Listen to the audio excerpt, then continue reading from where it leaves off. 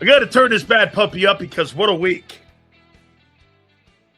The week that was. Hey, and by the way, I got to tell you this. I think Howie Roseman may be working a deal to trade Dallas Goedert. It's either two things on what's holding up this deal in Philly. Either it's a trade or there's a problem with re-signing the guy, and I don't know why there would be a problem re-signing him. The tight end market is not that big. I mean, you know, they're probably going to go into the draft anyway and draft a tight end. I would think either third or fourth round. So what's the issue here? I think they're trying to work a deal. Okay? They're trying to work a deal. Maybe they're trading him somewhere. Maybe there's another Howie season yet to happen. Because what a week. Guys, hit the like button. Super chats go to the top. It's the replacements versus the exits. And how do you think you did? How do you think you did this week? When it came to the replacements. And you signed some guys. We're going to get into it. I'm going to get to that in a minute. I swear to you, we will. At that point, he'd be conceding the conference, though. Okay? Replacement versus the X. Give yourself a grade this week on what you lost and who you signed. Get this. Go ahead, Steve. Give yourself a grade on what you lost and what you signed. You tell me. C-. Okay. And I know the usual suspects. They will not be gone to here. C. C. These are very fair. These are very fair. Solid. Two biggest complaints last week. Tight end blocking and cornerback 2 upgrading both. I don't think you upgrade the tight end position, but I do think you upgraded cornerback 2. I do think that. Okay? Not impressed. All right? Come on. I want a couple more, and then we'll move on. Let's see here. Did I miss? What did you think? What do you think Howie's working on? Or just a general statement? I think it's more of a general statement, Sash. Okay? I think it's more of a general statement. Because what would be the holdup? Restructuring a contract? You talk to your agent, we're going to restructure. We're going to ask you to take less money. Let's go. Let's sign a contract and let's go.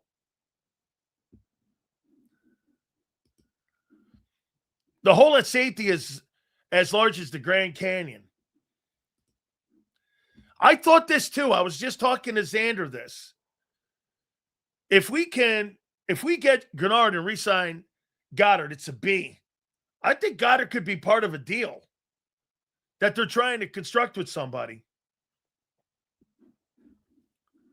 I think there could be some type of deal being done here. Jammers, you really think the Giants? I don't believe the Giants are scary. I think they're getting better. Howie has no excuse. He had a full offseason. Well, it's not a full offseason yet. Oh, you're going from a year ago to now. No, I don't think he's done very well. Well, right now, I don't really. I think there's C moves too. I'm with you guys. How he's keeping his cards close to his vest. He doesn't have very many cards, dude. The game doesn't have a lot of participants in it. And what I mean by that is free agency is not really a strong class. So there wasn't very many things he could do in it. If he was going to do anything this offseason, it's going to come down to trades. I mean, this is going to come down to trades. This is not going to. Trey Hendrickson is probably the only guy out there that made sense. A.J. Barkley hurt Smitty, one number defense versus Scatterboo and Dart. No name wide receiver said a lot. They got Malik Neighbors. Malik Neighbors, in my opinion, is better than Devonta Smith. He's sitting on, and I do believe Malik Neighbors is a better player. Now they're different, but I believe they're better. I think I'd rather have him. I think he's a better player. Neighbors won't playing when Giant whooped that ass. Dude, the Giants got better. Now, they'll have to put it on the field in September. We'll have to see. But hey, I think they're right there. I just think Neighbors a little bit faster. Smitty's got probably better hands. They both run really great routes. I think it's right there. I mean, I think it's just like whatever your choice is, I'll always go with the speed guy. Seals, there's only like 13 teams if they're looking for a wide receiver to the caliber of AJ. We're going to get to AJ too. AJ's name's being brought up too. Hell yeah, they did, Seals. Shit is crazy. I keep saying rumors of trading AJ to the Rams. Is it true or BS? I think there's truth to it. Here, I'm going to show you guys something. Okay, hold on here. So let me show you something. So yes. Okay.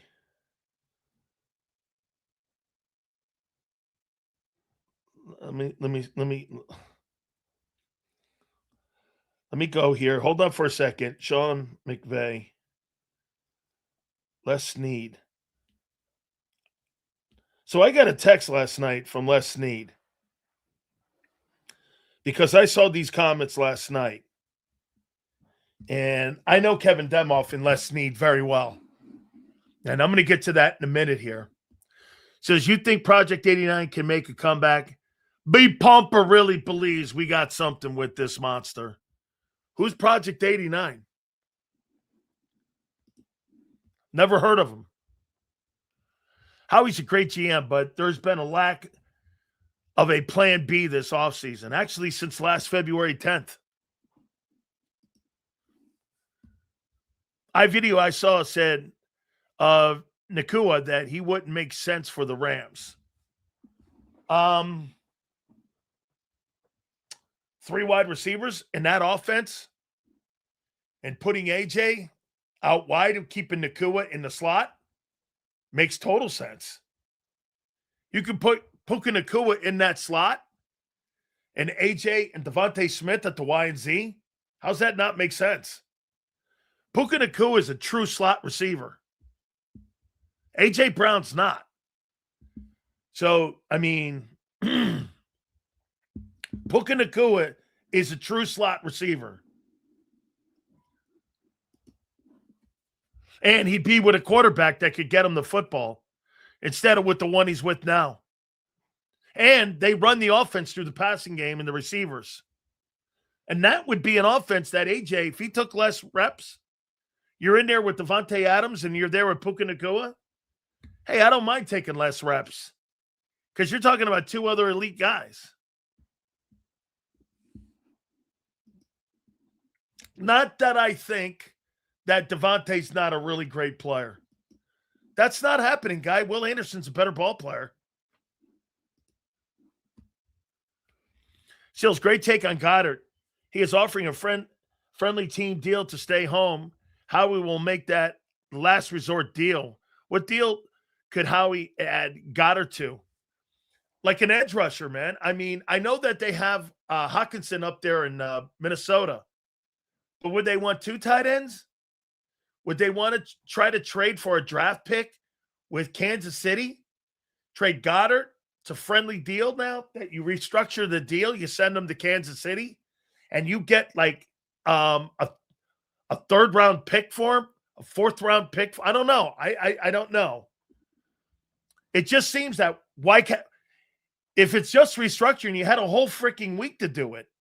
Why not just announce it? You re-signed him, and you restructured his deal. I mean, what's the secret? You know, if he leaves, that there's $13 million that's going to hit in dead cap money, okay? So do they restructure that so that it gets that number down so that they can move him and get off so he can go somewhere else and you trade him? I mean, this doesn't make sense with Goddard. Now, did it take the whole week, really, to work a $6 million deal? Ask yourself that. A whole week. You just signed a guy for $7 million. It took you a whole week to restructure $13 million? I don't know, man.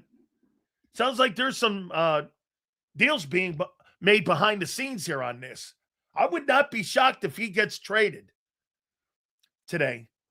I doubt Goddard gave Howie more time to give him a discount. That's correct. I think it's more about a trade here. Howie said he will not trade AJ for anything less than a fair deal. Fair deal meaning first-round picks or a top tier. Okay, Abe, you got 1 year to get a full year, to get a first-rounder. You're not getting a first-rounder for AJ Brown next year. You're not getting a 1. So either you get a 1 this year or you get a second next year and a fourth. You are not getting a first-round pick next year for him. So do it now, get the first. This is what the Patriots would do. The Patriots would trade him now and get the 1. You'll wait and not get the 1. And then the player is even more of a lesser guy because he's older. Pick one. You're at the crossroads right now with A.J. Brown. This is the only time you're getting a 1. You're not getting a 1 next year. That's out. So do you want the 1 now or never? He's not retiring an Eagle. A.J. Brown is not retiring a Philadelphia Eagle. Okay?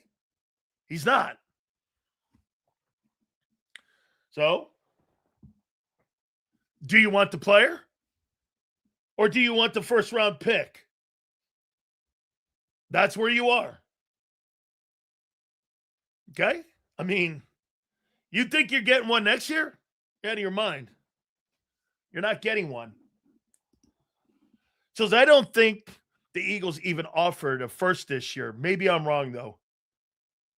I tell you what, like I said with what the Patriots said, a disgruntled guy, I don't know. Seals, I still find it funny that this was the only outlet that talked about the Eagles trying to move AJ before the trading deadline last season. Everyone said, no way, now look. Yeah, no, I get it. Well, that's because we're ahead of the game here on this show. Same thing with Birds. John does too. John, because he's inside the building. John knows a lot of the stuff that goes on, but yeah, no, right. Here, know this too, my friend. If you don't get rid of AJ, you will never get a first-round pick again. No one cares about where guys retire. He's not homegrown. Bro, that's not the fucking point, douchebag. The point is, this is the last time you're going to get a 1. If you don't trade him now, you're going to trade him for less next year. Okay? And if your offense doesn't put you in the Super Bowl, you lost the first-round pick. End of story. Hey, don't fall in love with the player any longer. Thanks, BC. Appreciate you, bro. You guys fall in love with these guys. Stop it. Stupid. You got to treat these guys like chess pieces. Checkers. You get people like Brandon Graham, Fletcher Cox, Jason Kelsey, that's different. Lane Johnson, that's different. These other guys, who gives a shit? It's about getting your football team better. It's about getting equity back for your picks and your talent. It's about signing the right deals for the right money and not overpaying like you did for Jordan Davis. So Howie is going heavy in the draft, which means more young players, but can this Eagles staff actually develop these guys? I don't know. Also, too, Duel, when you go younger, you go cheaper.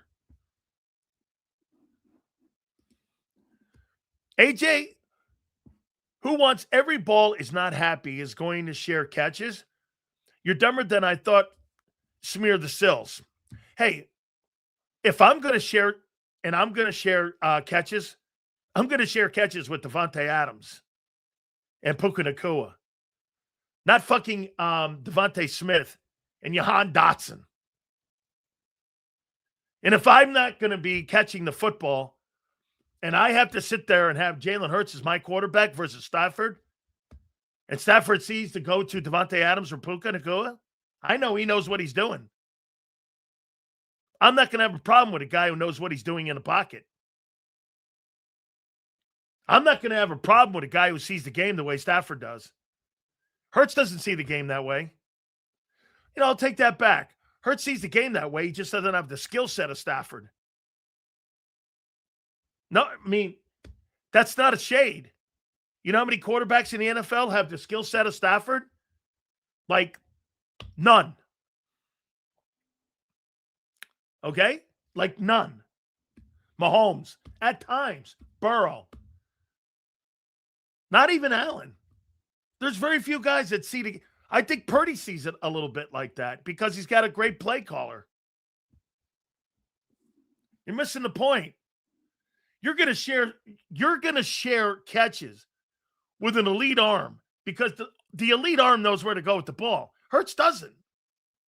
And he's going to spread it around the room, middle of the field, numbers, hash marks. He's going to go all over the place. He's a professional quarterback. Matthew Stafford is the last of the true professional quarterbacks. So we might as well go there now. Would you trade? Let me see something here before I do this. I want to be right here. I want to be right. Hold on here.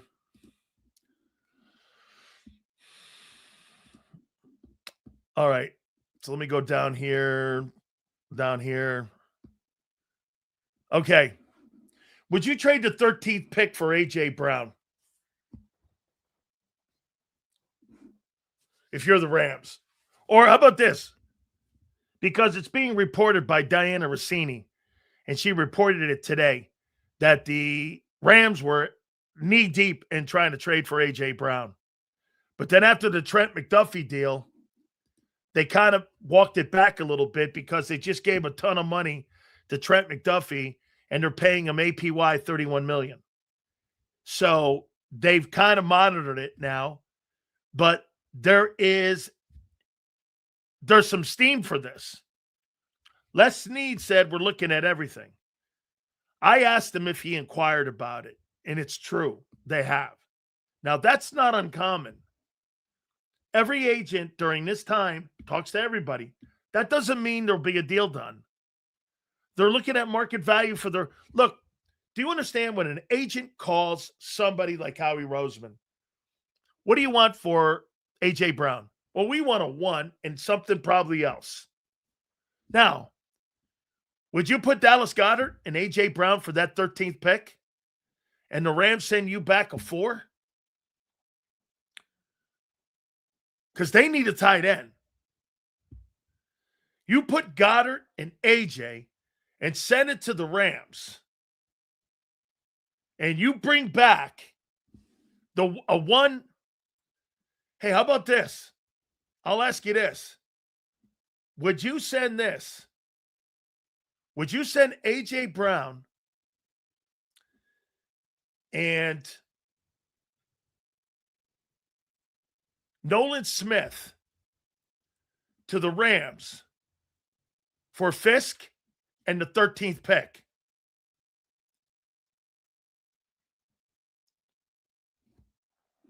You're not getting Jared first. Fisk is a great player. Okay? So here, follow me here. A.J. Brown, and A.J. Brown and Dallas Goedert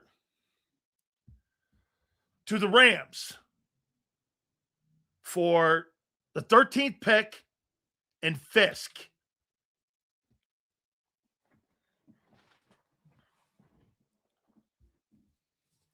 You put Fisk on that defense. That guy you got, Arnold Ebiketie, you get that makes sense then. Then that deal makes sense. And then you're in the ball game.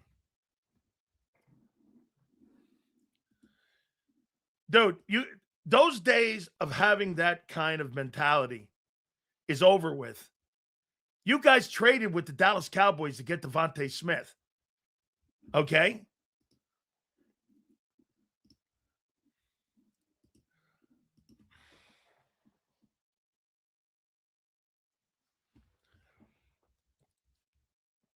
By the way, I got an email. I got a text message back.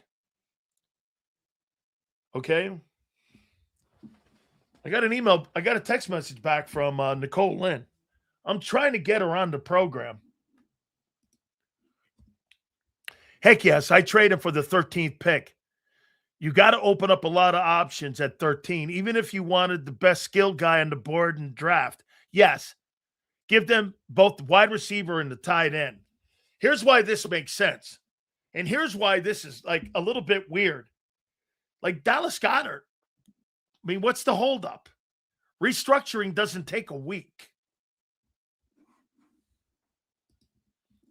Okay? It doesn't take a week. Big AJ fan here, but AJ could care less if he stays or goes. I want him here, but I'll take a role player in depth on the offensive line. The defense is the key to this. Eagle fan or Eagle Vania, you are dead on because you know why? With this new offense that's going to be bumpy coming out of the gate, all right, with this new offense, you're going to need a stout defense. Like the defense can't start slow this year. The offense is going to start slow. You're going to be asked to do some different things. It started slow last year. All of a sudden, you're going to have an epiphany, and it's going to turn into this top-flight offense. I don't believe that. As a matter of fact, I don't believe this shit's going to work. But we'll see. I may be wrong. Then you can hold me to it. Till then, we'll see who's right. Right now, nobody's wrong. But on March 13th, I don't think this shit's going to work. And if they go overboard, I clearly don't think it's going to work. But what could save that is the defense. Seals, if we get after the draft, why not keep AJ until the deadline? Until June 1, you mean? Since picks don't help us until next season at that point. I think you're right. I think that's the deal. I think they'll want to, if the Eagles are not going to trade him, I don't believe even up to the draft. I think they're going to wait until after April 1 to get this deal done. He's gone, dude. You stop thinking he's staying here. This ship has sailed. Sills, how about swap out Fisk or Cam Curl in the 5th? I like that kid that's from UM back there in the safety. You mean you're talking the safety kid, right, Drew? You like that Cameron Kitchens kid. I loved him. I wanted him on the Philadelphia Eagles. And I love Cam Kitchens. Great player, great Hurricane. I really do. I'm a big fan of his, man. I think he's a really good player. And I think he's done some really good things back there. And I'm a big fan of the guy. And boy, I'd like to have, hey, any way you want to, like, any way that you want to, like, put the deal together, I'm in. I think with Dickerson taking a lesser deal and giving back the final year, he's saying my tank is running on empty. Howie has to take an offensive lineman in the first round of the draft. Probably true. I think he's got 1 year. I think he's retiring after this year. We'll put that there. Why not trade A.J. Brown to Jacksonville for Josh Allen? He'll make an immediate impact. Well, Fisk is on a rookie deal.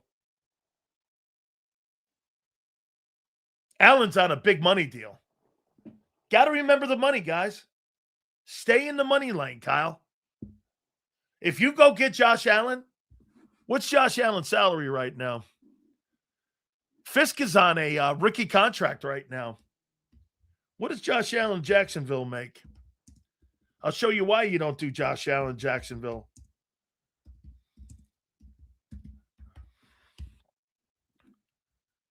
Yeah, he's making $28.25.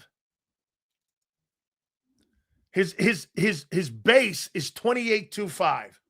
You want to pick a $28 million contract up? Shit, I would have signed Jalen Phillips for an extra $1 million. That's why you don't. Kyle, remember the money. Money is why you make deals, and sometimes you don't make deals. You may want the player all you want. Like you guys want to trade for what is hey Kyle, do me a favor. What does Grenard make this year? So how much money the player makes also dictates how much I'm sending back. If the guy's on a rookie deal, I'll send you a higher draft pick back. If that guy's on a big contract like A.J. Brown, hey, dude, we got to have like even swap here because I got to take that money on, and I got to take significant money onto my cap. That means I'm going to give you less equity in the draft back, or if you have a guy who's on a rookie contract, I'll raise it up and give you more on the draft status of a second or third rounder. Remember, the Eagles are sitting around at 23. That's not a great place. That's not a lot of equity. You don't really have high draft picks in each round. They're at the bottom of the rounds. Like you need to parlay up to get up. Those aren't sexy picks. You don't have sexy picks. 23? Shit, the draft's over at 12. Do you understand? Like the draft is over at 12 to 13. After that, it's best player available. I mean, as much as the NFL makes that first round, that's not what I'm saying, dude. It's where those picks are. Most of them are down in the 20s. Okay? The draft's over at 13.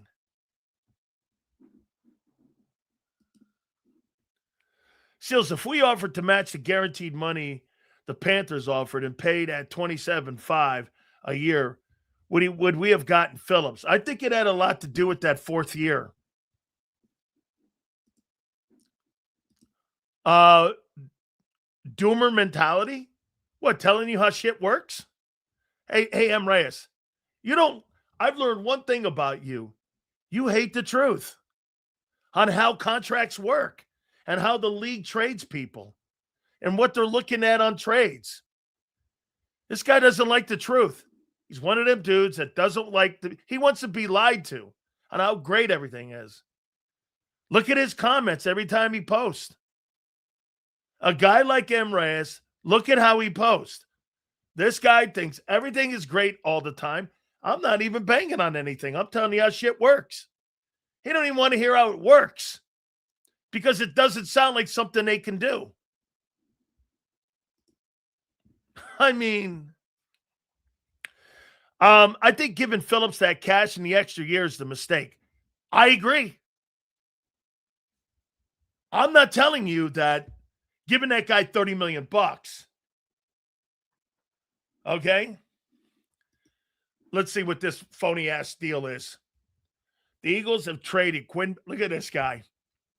Bro, anytime you put the word Quinyon Mitchell in and you put this thing together here, you just wasted like 4 minutes of your life you'll never get back. It's not even worth reading. I would like to see invest in the O-line by moving up in the draft.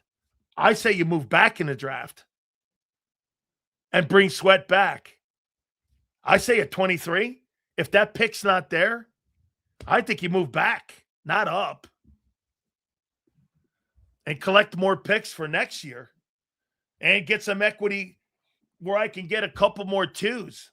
Dude, I think the difference, like I said, do you understand? After 13 picks, I would go from 14 all the way down to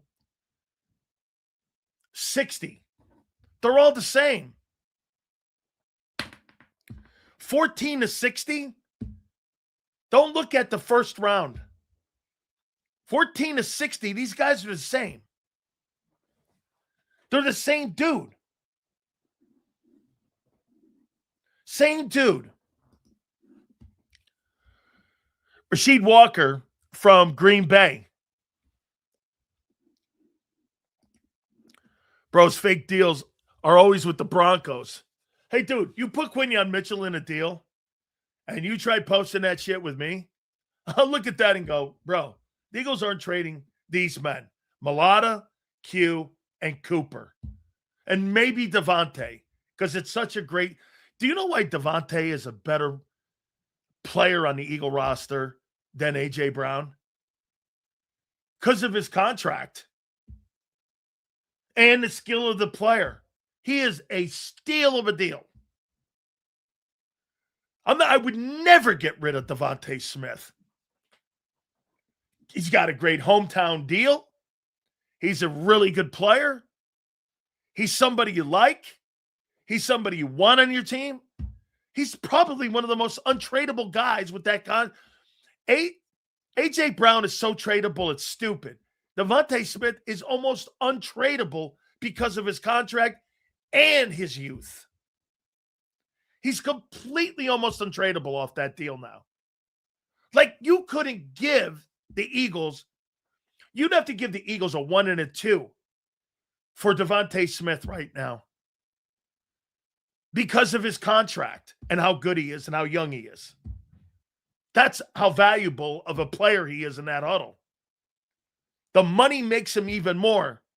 Any team on the planet would call the Eagles up and go, hey, what do you want for Devonta? You know why? Because of the cap hits, the money, all that money being spread out the way it is. He is so enticing to want to trade for. Eagles look at them and go, yeah, I'll take a 1 and a 2, and you better be the Browns so that I get a high 1 and 2. He's almost completely untradeable because of that contract he has. Money, age, production. Those are the three things that you look at with a player. And if he's an asshole, take a little bit away. And that's AJ.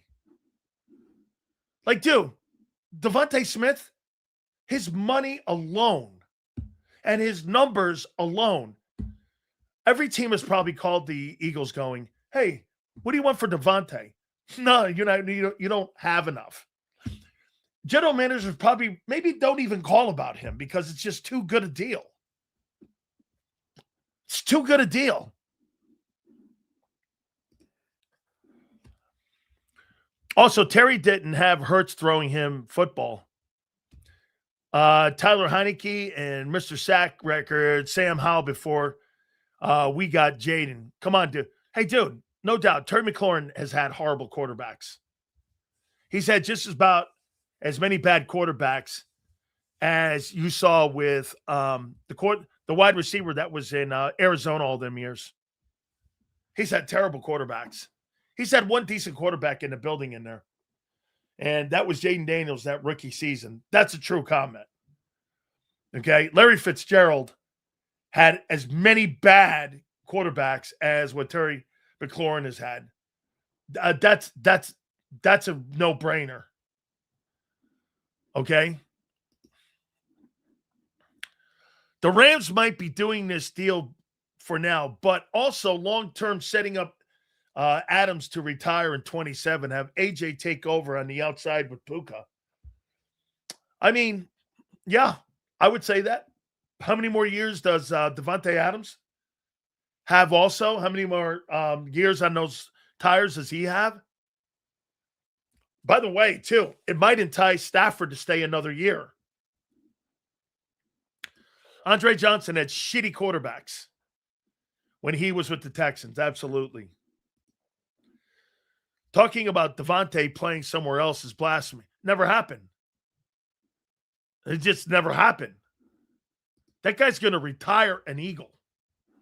Unless something catastrophic happens, God forbid, he's going out an Eagle, dude. It's too good. Still serious to see what Nicole Lynn is saying. Can she indulge Eagle Nation? I'm trying to get her on. I got her phone. I've got her text number, and I text her. We'll see what happens. I'm trying to get Rosenhaus too. Who? Matt Schaub wasn't bad. Is that what you really said? Matt Schaub wasn't bad? Like, what kind of quarterback do you think Matt Schaub was? What do you think Matt Schaub was? Let's see here. 25,000. He did throw for 4,700 yards. He did more than one season in 3 seasons, actually. You're right. I'll take it back. Nice. Wasn't bad. 25,000 yards. He threw for $4,000 3 times. 29 touchdowns one season. Led the NFL in yards per game. Led the NFL in passing yards, attempts, and completions. One season. That was in 18. That's a damn good pull by you. I didn't know that. That's a good pull by you, dude. Okay. I'll take that. Okay. Matt Schaub, empty calories? Those empty calories get you paid, Junior. How many times I got to tell you that? They're not empty calories to players and teams. I don't know why you don't understand that. Empty calories? Those empty calories make you $50 million a year. This guy doesn't get it. He thinks if a guy throws for 4,700 yards, it doesn't matter. Yeah, well, it does when you get direct deposit and it's $50 million. You may think it's nothing as a fan, but as a player and an agent, you throw for 4,700 yards, you're going to get fucking $50 million. Empty calories. Yeah, to you, on your fantasy guys, but to an NFL player, he's getting 50 large doing that.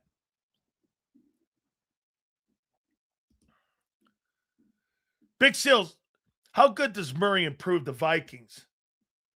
My question would be, how much does that coach? Did you see what the coach did too? The coach went and said that he wouldn't name a starter. J.J. McCarthy's done.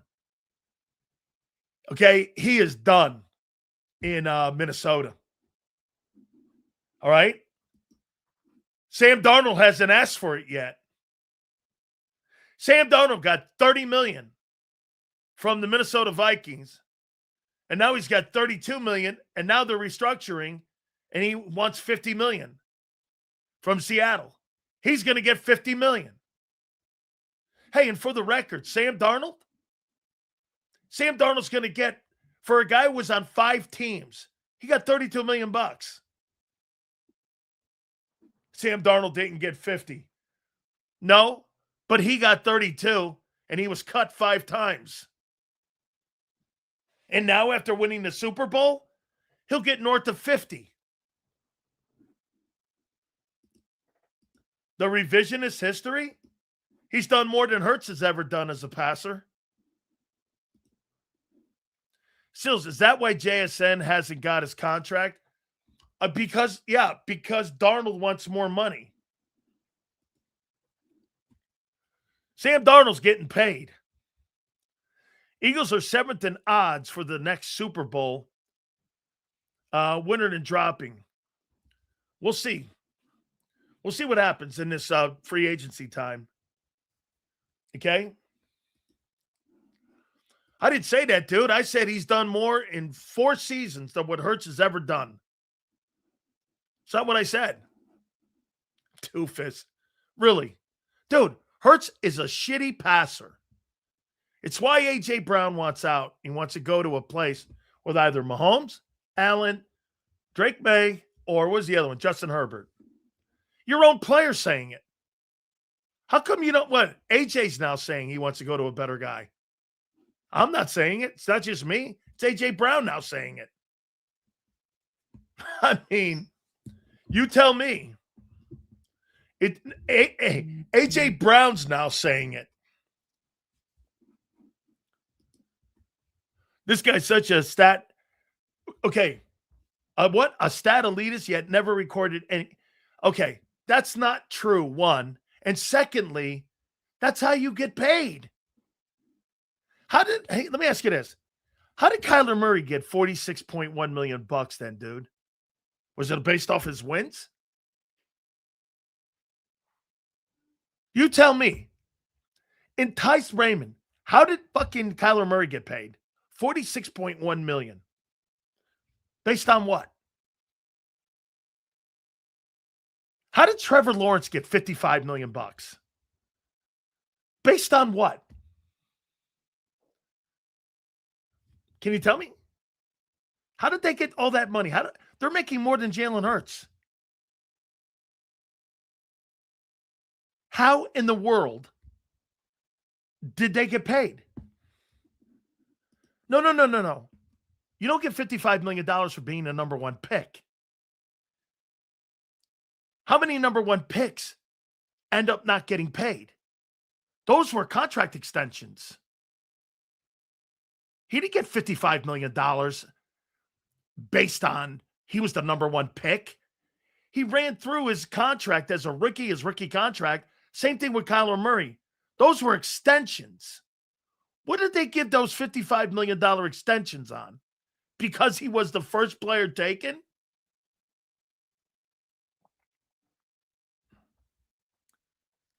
What?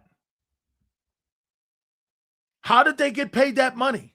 They got paid because of their performances and how they perform and the numbers they put up. Empty calorie stats. Upside? Bro, you don't get paid on upside. You get paid on performance. Well, I think that guy, no, you got paid because you threw for $4,000 and 3,030 touchdowns. And they think you're going to continue to do that. You guys have no idea what you're talking about. You get paid on your accomplishments. Assholes call them empty calories. That's because you've never accomplished anything. But when you make plays and you make plays in this league, you make your money in the regular season. You make your legacy in the postseason. Have you ever heard that before? Probably not. They got paid because the market sucks. Really? Here, well, let's go here with what Ramir says. Because the market sucks here, okay? So he says that you got paid because the market sucks. So here. So this is what, because the market sucks. Dak Prescott got $60 million according to Ramir because the market sucks. Jordan Love got $55 million a year because the market sucks. Trevor Lawrence got $55 million a year because the market sucks. Jared Goff got $53 million because the market sucks. Justin Herbert got $52 million. Shit, Deshaun Watson got $46 million annually. Daniel Jones got $44 million because the market sucks. Come on, dude. They got paid because they're good players. That has nothing to do with it, but he is a great athlete.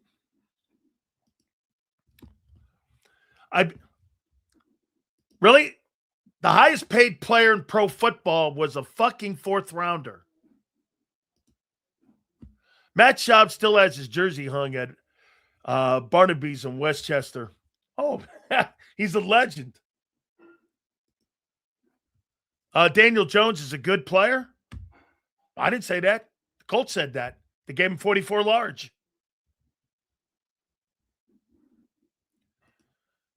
Kirk Cousins is a really good football player. A really great player. And that's why he's made the second most money to Tom Brady. Get this. RC3 says this guy is He stinks. So let's see something here. Let's go here. Who are the richest? The richest NFL quarterbacks in history in earnings. Let's take a look at that. So, in career earnings, here's your list of career earnings. Ready? Matthew Stafford has made $408 million. Whew. Aaron Rodgers has made $395 million. Kirk Cousins has made $321 million. He's third on that list. He's made more money than Tom Brady at $317 million for Brady. Russell Wilson, $315. Matt Ryan, $306. Prescott, $295. Kirk Cousins is the third highest grossing salary quarterback in pro football history. And he stinks. Well, somebody paid him, bro. And they paid him for his accomplishments. Something you don't understand. That's robbery? Not really. Not when you look at the quarterback market and you look at the quarterbacks that are in it. How many quarterbacks have thrown for $4,000 10 times and can run an offense? Not very many. That's not the Falcons, bro. That's the Washington Commanders, the Minnesota Vikings, and the Atlanta Falcons, and, yes, the next team he goes to. So if the market doesn't suck, why the Steelers are having a hard time replacing Ben? Why did the Browns give Watson a fully guaranteed contract? Because you had to extort him to go to Cleveland. He didn't want to go there in the first place. And the Steelers don't want to spend money. They don't want to spend any money.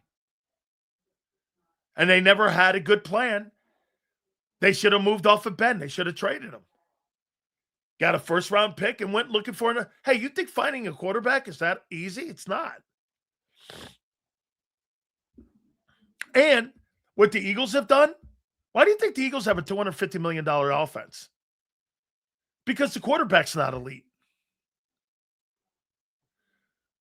You don't think the Buffalo Bills have a $250 million offense, do you? You don't think the Kansas City Chiefs have a $250 million offense, do you? You don't think the Los Angeles Chargers have a $250 million offense, do you? Hell, for that matter, you don't really think the Rams have a $250 million offense. So what you do is you have to build, it takes a lot more money. What the Eagles have done takes more money. You have a $250 million offense. With Hurts off it alone, it's $200 million. Ask yourself that. Even with Jalen not on the Eagle offense, it's $200 million. That's where most of your $1 million guys are. There's 5 of them. That's the richest position in pro football is the O-line. Because you got 5 of them. And you got 4 of them making north of 20. You got 4 dudes making north of 20 in that O-line alone. So I think the pay for quarterbacks is the biggest farce. I agree. You can win Super Bowls and get there without an elite guy. I totally agree. I think the way Howie does it is the right way. But you have to have an owner that's going to spend across the board. The Eagles spend across the board on every offensive position. Tight end, O-line, wideout, quarterback, running back. Teams don't do that. When's the last time the Kansas City Chiefs paid for an offensive wide receiver with any kind of money? I can't remember. Who, Hollywood Brown? Like, when's the last time the Buffalo Bills have spent any kind of equity or money? Equity in the draft pit for Keon Coleman. But this DJ Moore move is like the first move they've made. And Stephon Diggs kind of. Yes, he did. Yes, he did. Reggie. Dave Winfield. It didn't matter. The Mike Mussina, we got Roger Clemens. This guy paid top dollar for everybody. He didn't give a shit about the money. And there was no luxury tax. So Steinbrenner was paying out his ass. He didn't care.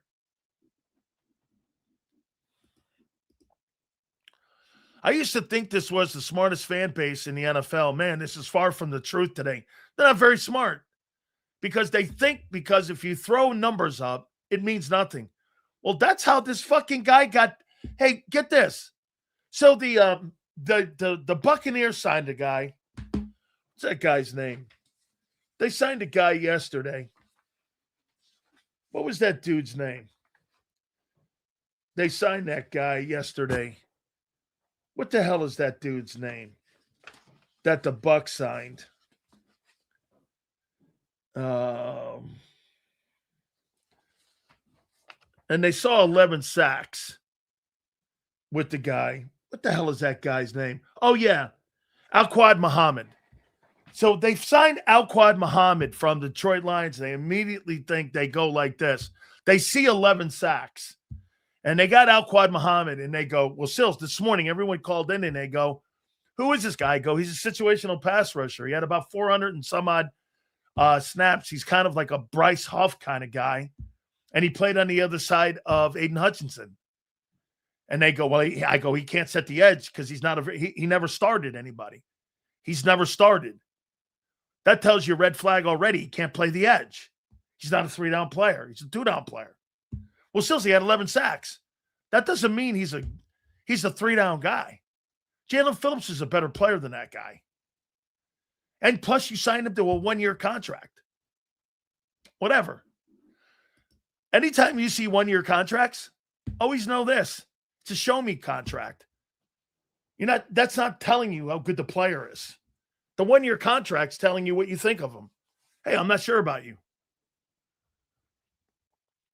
Hurts is the only quarterback making $50,000 who has had a ROI. Okay? Congratulations to you.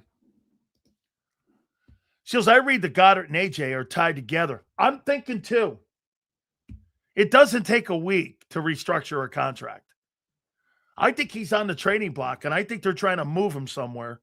And I think how he's trying to make this happen. And Goddard's trying to go to a place, or why wouldn't you have just said this on Tuesday? Hey, listen, I'm re-signing. I want to come back here. I'm here. I agree. He will keep saying, fuck this guy. He's so dumb. Thanks for the algorithm, douchebag. Steinbrenner definitely wasn't cheap. Oh, absolutely not. He made his money in American shipping. I used to have lunch with Mr. Steinbrenner down in Tampa. He used to come into my studio every single day, or every month, I should say. Mr. Steinbrenner would come in when he found out that we were big Yankee fans. And he lived on West Shore, and I used to go to lunch with him. They're on Rocky Point where his offices were, and we go to a place called Landry's. They're on Rocky Point. And Mr. Steinbrenner was heard on my show numerous times. And he would be on once a month. We talk Yankee baseball, and he was a big fan of the program. So really great time when Mr. Steinbrenner would come in. Love George Steinbrenner. Would go over to his house for lunch. He lived on West Shore. And boy, I'll tell you what, man, that guy was not afraid to spend dough. He was not afraid to spend it. You could tell the owners that care, but yes. Listen, there's certain owners in this league that don't care about winning. There's owners that kind of care about winning.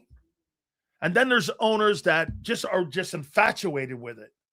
And then there's some that don't give a shit about it. I don't think Woody Johnson gives a shit about it. So, Dan, you're sitting here telling me the Colts really wanted to pay Daniel Jones $50 million after that injury. Hell, they were forced to. I think that's the market price right now for a good quarterback is between $40 and $50 million. And he got $44 million. I don't think 44 million is out of this. If you franchise tag somebody, isn't it 38.9? So what do you think? 38.9?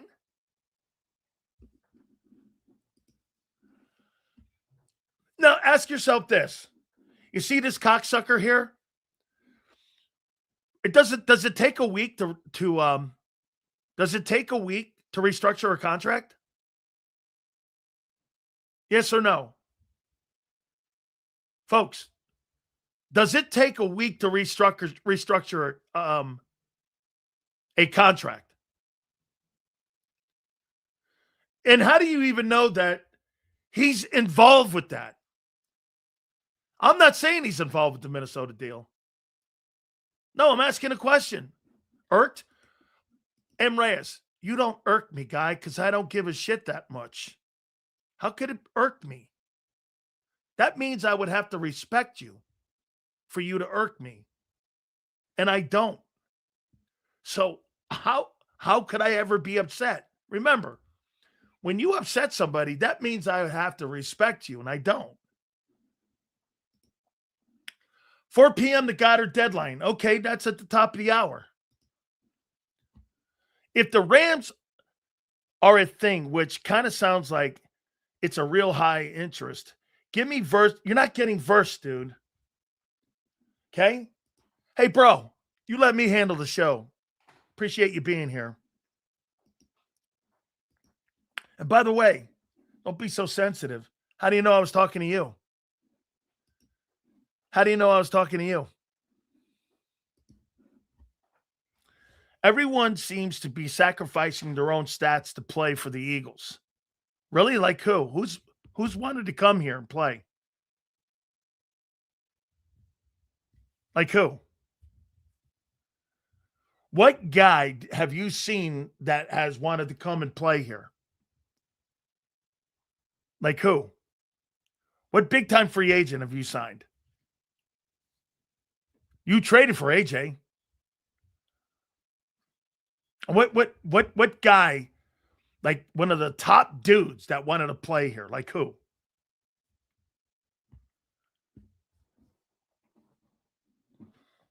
Players don't sacrifice stats. You got a guy on your own football team. Hold on here. Saquon Barkley was released by the Giants. And he didn't sacrifice anything. If anything, A.J. Brown sacrificed when he got here. Get your shit together, guy. I thought you followed the Eagles. Since Saquon Barkley came here, A.J. Brown's numbers have gone down. What did he sacrifice? He got more carries. He didn't sacrifice his numbers. A.J. Brown did. Why would the Eagles deal with the Rams? Because you deal with anybody trying to give you a good deal. Hey, dude, that's like saying that you don't want to sell your tickets to Republicans at Lincoln Financial because you're some stupid-ass liberal. When I own a company, I'm trying to sell to everybody, not half the room. That's what the NBA and Major League Baseball doesn't get. I don't give a shit who buys them. Try to use an easy E line. I don't give a shit what you do with my records. You bought them. What if I hate? I haven't hated on anything. I mean, I haven't hated on shit. You just don't like what, bro. I don't know. I haven't even thrown a topic out. I asked you today. I haven't even got to the guy you signed yet. I'm not hating on anybody.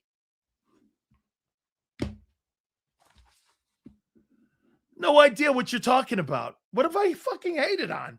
I said that I think that they're trying to work a deal with Goddard.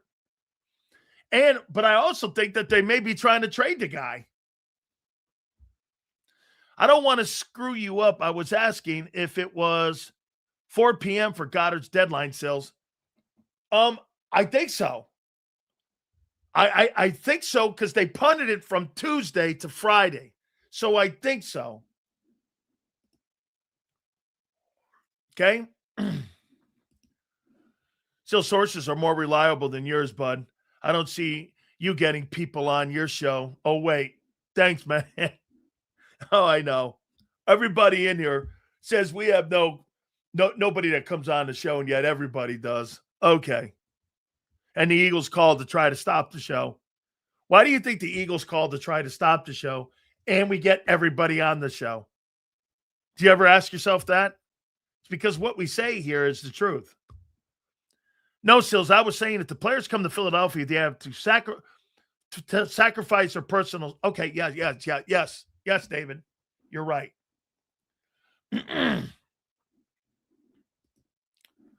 The people on this show are all in old people's homes. What are you, 70?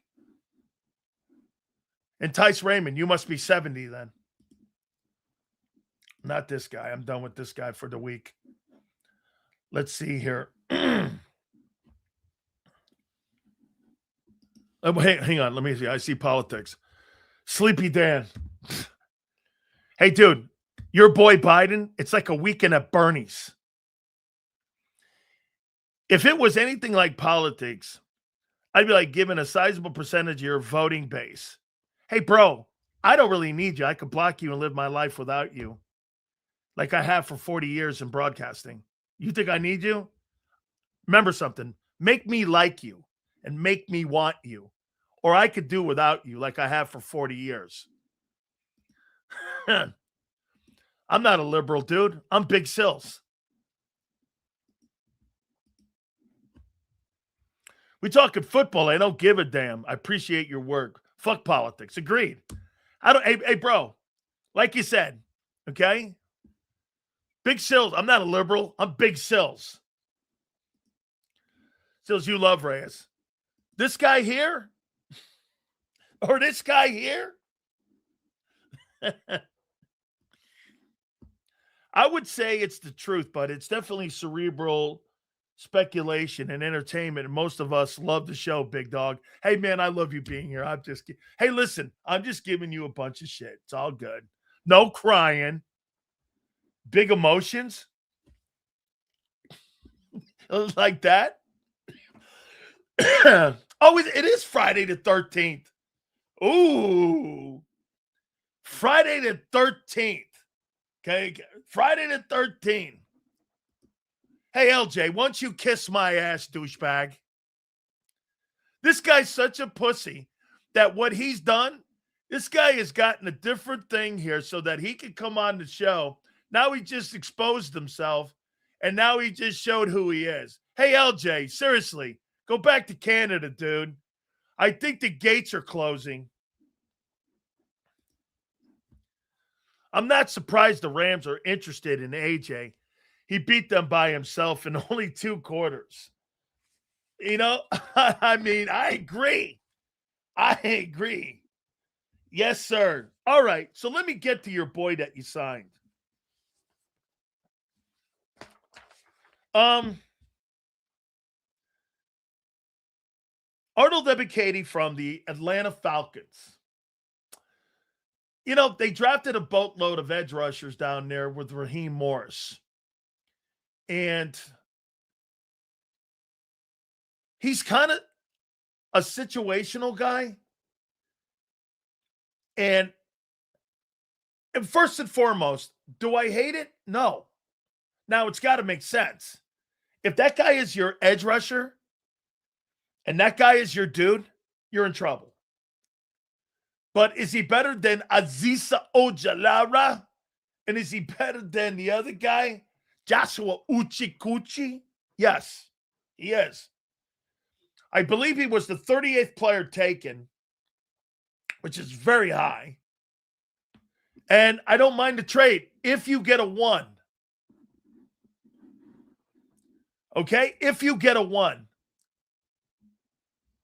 Rossini puts out report that the Patriots and Rams are both making strong pushes for A.J. Brown.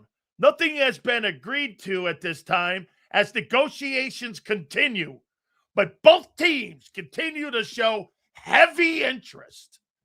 I will be proven right again. A.J. Brown will be dealt. He is not on this team. Bye-bye. Bye-bye. I want Fisk.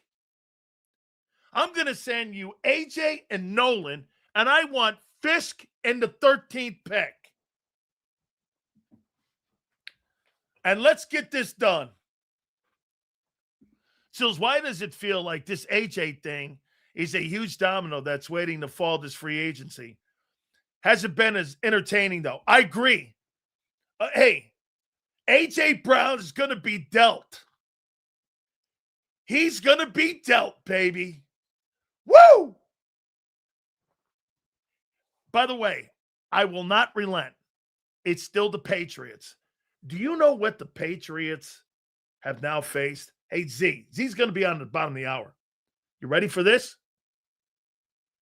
The Rams have just made the Patriots have to give up that one. And as I said, I have steadfast on this. Patriots, a 1 and a 3 for A.J. Brown. I will stand on that. It's still the Patriots. Patriots. They're not sending that guy to the Rams, but the Rams have helped because now there's another team. How about the Rams trying to trade for A.J. Brown? Boy, they want to win. They want to win one more for Stafford, dude. Woo-wee! Sonny Styles? Well, that means I'm sending you Zach Bond. I'm sending you Zach Bond. And I'll sign that guy, Sonny Styles. Sending A.J. Brown to the Rams is Jerry Jones-esque. But I'll take the 13th overall. Woo! Here we go, baby. A.J. Brown, Devontae Adams, and Puka Nacua. That's a little scary. And I wonder if Dallas Goedert's involved in that. By the way, you might get Ruben Bain there. Or move up. Sills, let's say you get 13th pick. How high can you get a package? 13 and 23 together. Dude, I don't know if I don't know if there's anybody in that draft that I'm going 13 and 23 to move up into the top 10. Is there somebody in there that I really love? I don't know, man. This is heating up right during the show, baby. How you doing? I'm going to be made to look right in this. Brown's gone. All of you fought me on this. Some of you will be changing your opinion soon here in a minute. Why do we take the Pats pick over the 13th pick? Just a question. It's a great take. You're right. I wouldn't. But you play the Rams this year, don't you? I play the Rams this year. You want to see A.J. Brown coming back to Philadelphia with Puka Nacua and Matthew Stafford? Here, let me think. I'll take Jared Verse. Here, A.J. Brown to the Rams. I want your 13th pick, and I want Fisk. No way. Okay? I'll send you A.J. Brown and Goddard or Nolan Smith for Fisk and the 13th pick in A.J. That's probably what they're going back and forth on because the Eagles don't want to pay that $15 million on Nolan Smith come May 1. Why would you want to pay that $15 million when he's going to get this? You just made a sign. And you signed a guy for $7 million north of it, right? The Zebekady kid from the Falcons. You just signed another guy that's kind of like Nolan Smith. But you got him at a $7 million cheaper deal than what that extension's going to be. This is starting to make sense now. By the way, Diana Rossini's not the only one that's reporting on this.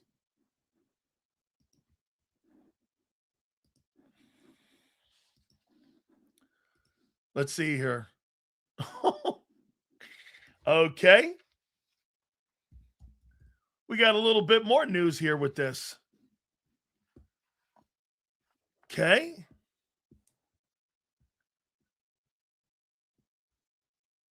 Hey, the Titans are releasing L'Jarius Sneed, and they'll save $11.4 million.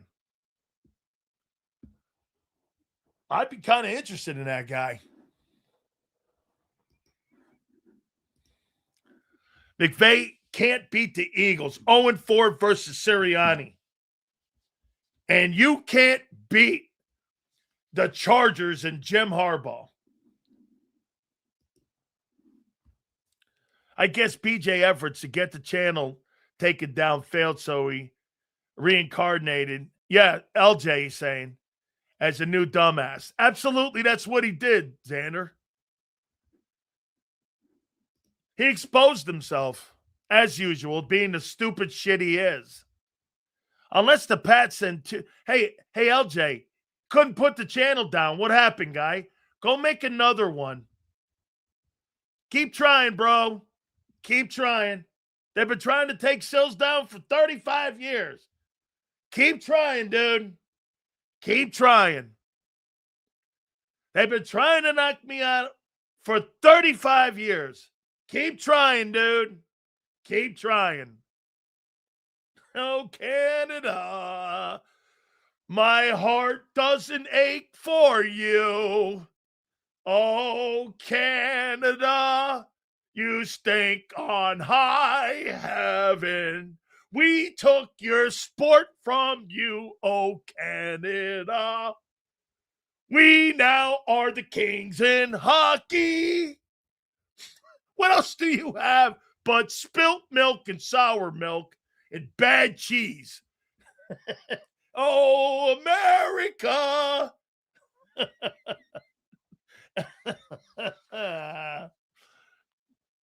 Hey, kiss my ass. We own the damn hockey world now. Unless the Pats send two.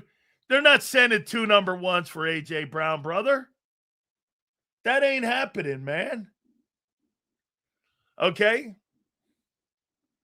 Stop singing, seriously. Okay. Stick to my day job. I'm with you. I am more offended by this. Oh, man. Sills always makes it personal. Oh, really? What? Hang on. You think I'd make something in a chat box personal? Who? Wow. Man. I know I don't get out much, dude. But, I mean, I'm taking something personal in a chat box. Huh. Boy, I need a life. Maybe I need to fucking quit this thing. I don't know. You take Brown and Goddard away from Hurts, he will really shine a light on Hurts not being a good passer. I will, brother. Let me go back. Thank you. Let me go back here. Unless the Pats send 2 number ones, they're not beating the Rams. Tad package. That is actually a win for the Eagles. Unless the Pats send 2 number ones.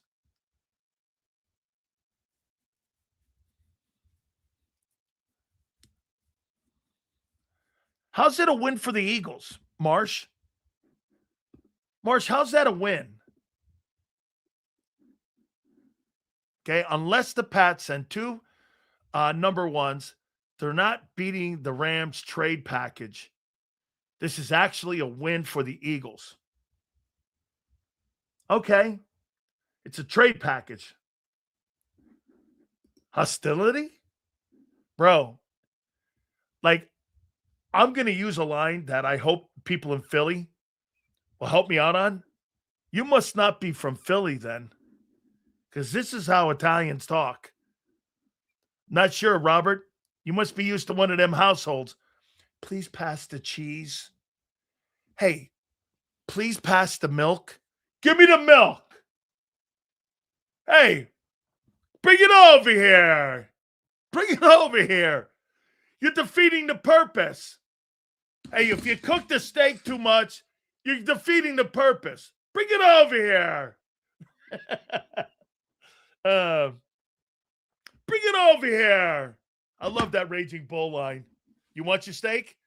Bring it over here. You want your steak? Bring it over here. Flips the table and it's the end of the night. And everybody's watching TV with their feet up and they got their top button open. How you doing? You must not be from around them neck of the woods.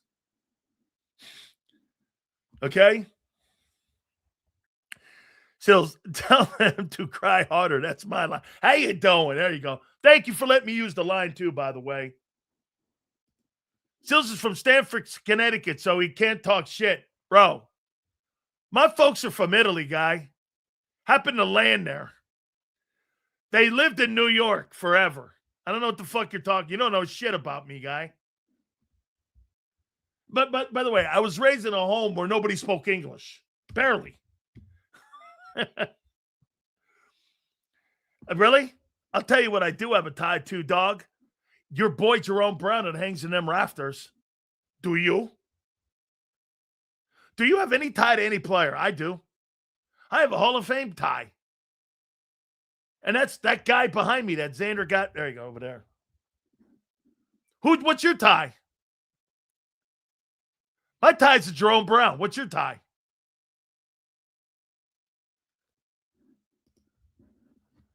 Either the 13th pick in a player or 2 number ones, the way I see it. You ain't getting. Well, how about this, though? Okay? Seals, you're a basement guy now. Calm down. I'm going to have to actually agree with this. This sounds shitty, but that's where Italians hang out. They hang out in the basements, dead or alive. I'm just saying. Yeah. Hey. That's correct. Where I'm from, I was raised in the Cove, and we were raised down by the water. And we had a Greek guy that lived across the street from me, and we had a German guy, the Mosiers, that lived over there. We had the Collins that lived next door, but most of the people that lived around me were Italian guys. And like Stanford's like really an Italian place, and I didn't really go out much. I went to my family. My family's all Italian, man. Every single one of my family members are Italian. And my aunt's watching this right now. She'll tell you, man. I mean, I only went to my Italian cousin's house. I'll be in Connecticut in 2 weeks. When you drive by Stanford, bro, that's Big Sills' thing. So you spend time in Fairfield County? I would never in a million years ever want to be raised anywhere else but where I was raised in Stanford. I loved where I was raised. Gary Cobb was raised there. That's where Gary Cobb was raised. Oh, by the way, that's my other affiliate. Is Gary Cobb. Hey, I lived there. My mom lived there. Man, we didn't live in a very good place, I'll tell you that. C7. Not my aunt will tell you. Not very good. Holy shit, was that not good? And then when I probably shouldn't go this deep, but I lived in convents for a couple years on and off. So I was living in a church, and I lived with I was raised by nuns, and then my grandpa would find me. That's enough. I'll say that to that, but yeah, I was raised in churches. I slept on a cot. And I was like 2 years old. 1, 2, 3 years old, 4 years old. And I was raised in churches with nuns. I know. Hey, it doesn't seem that way, but it's true. Seals the Warlock from Die Hard. A guy in a chair in the basement that knows everything.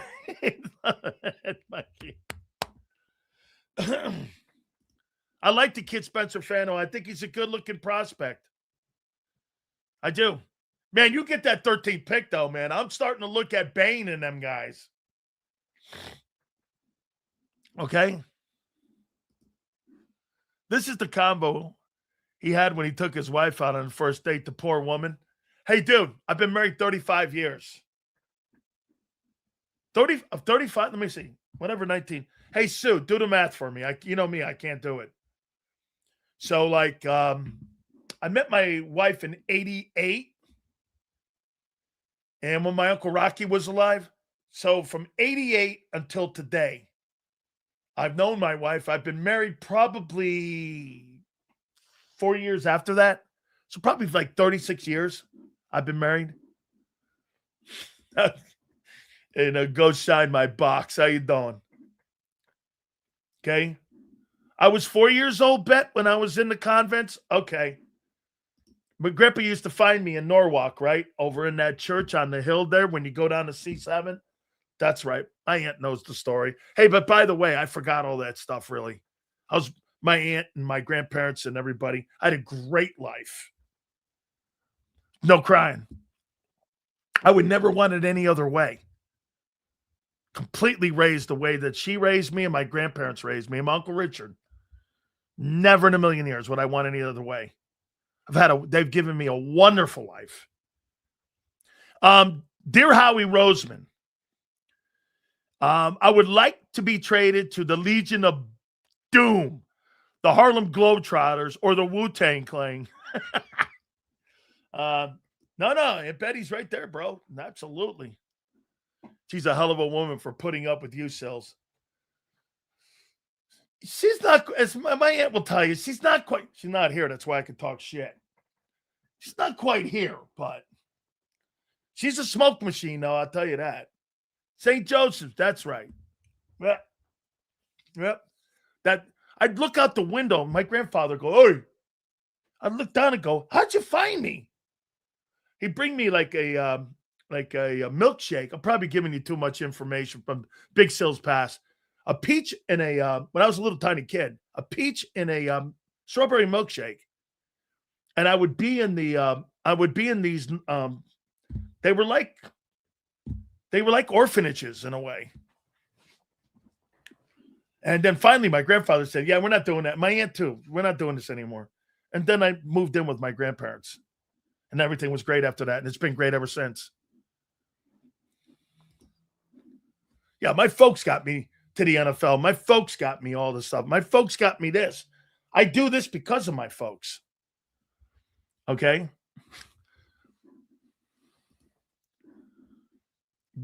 Yeah, my aunt's probably the MVP, and my wife was probably like the player of the year. Okay? Breaking news. AJ traded to the Cowboys. We are in such a great space right now. Let's see. Oh, AJ. Let's look at this here. AJ Brown to the Rams.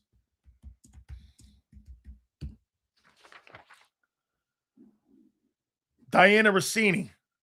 The Rams are now showing strong interest. LA tried to trade for AJ before the Trent McDuffie.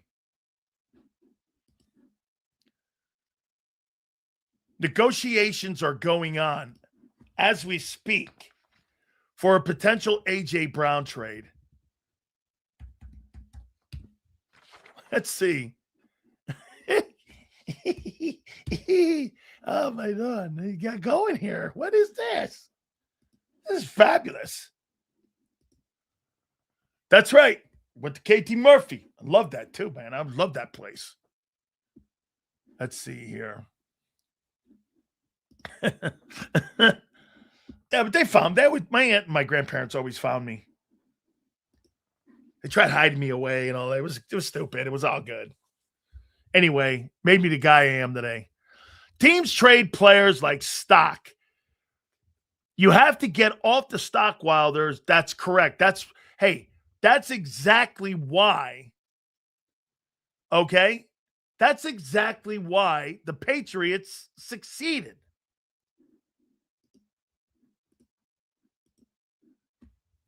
If AJ goes to the Rams and they keep Puka, Hey, let me ask you something.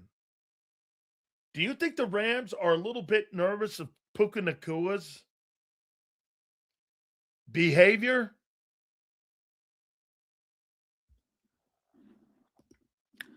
Funniest thing ever is your wife Italian. She can make every Italian. My grandparents and my grandma and my aunt taught my wife how to make Italian food. She's spectacular at it. But I brought her home one time, and my Aunt Jenny goes like this. We were over at my Uncle Sonny's place, and she started talking about some guy. That guy, that son of a bitch. He's this and that. And all of a sudden she goes, I think the guy was German or something.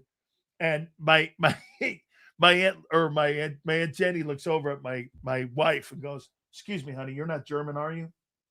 And my Kim goes, "No, no." And she goes, "Good, that son of a bitch." I was like, my grandfather just started laughing. It's crazy. I had a crazy family, dude. Okay? Gabagool and screaming. Woo! Here it is here, baby. We are going to train A.J. Brown during my program. Listen to this. Does this shit get any better? A.J. Brown to the Rams for the 13th overall pick. And by the way, if you want to throw Fisk in, I'll throw Nolan Smith in. So I don't have to pick that 14-5 up. And you could take that guy off my hands and I don't look bad. And he's part of the A.J. Brown trade. Woo! I still think it's New England. Arnold, Ibakeda, Abakeda. He's a situation. Look, dude, I don't mind this move, actually. It's not that bad. Now, if that's your dude, though, like John McMullen said, that ain't the dude. All right. I even wrote this down. Look at this right here. I even wrote this down before Zander gave me the tidbit here. Look at that there, guys. Well, I'm not sure you can read that bullshit, but it says there, A.J. Brown to the Rams for the 13th pick. Would you do it? Without further ado, it has been, without a doubt, one of the absolutely best weeks that I've seen in a long time for the Philadelphia Eagles. And as I say, the only place that you get truth, justice, and the Big Sills way, baby, is right here. Without further ado, my friend, Big Z, Zander Krause, joins us right now. We got it going on. How you doing? What's up, Big Sills? Happy Football Friday to you, my friend. It's Friday the 13th. Something weird may happen. I didn't even know it was Friday the 13th until I heard you say that. Bro. I don't believe in that bullshit, do you? No, absolutely not. No, I believe a man makes his luck. I agree. Okay? I agree. I like that. I like that saying, Sills. I don't luck. I make my own luck, dude. All right. Homie, let's start out with this Goddard thing before we get to AJ. Yeah, where is it? It doesn't take you a week to restructure a contract. I don't understand where it is. I mean, why would Goddard extend the window? I mean, think about it. Goddard, people, because early in free agency, people were putting out that Goddard is one of the free agents who hasn't been signed. That was actually false. He never got to the open market. He was never free to negotiate with anybody. That's right. Because they extended the void on the contract.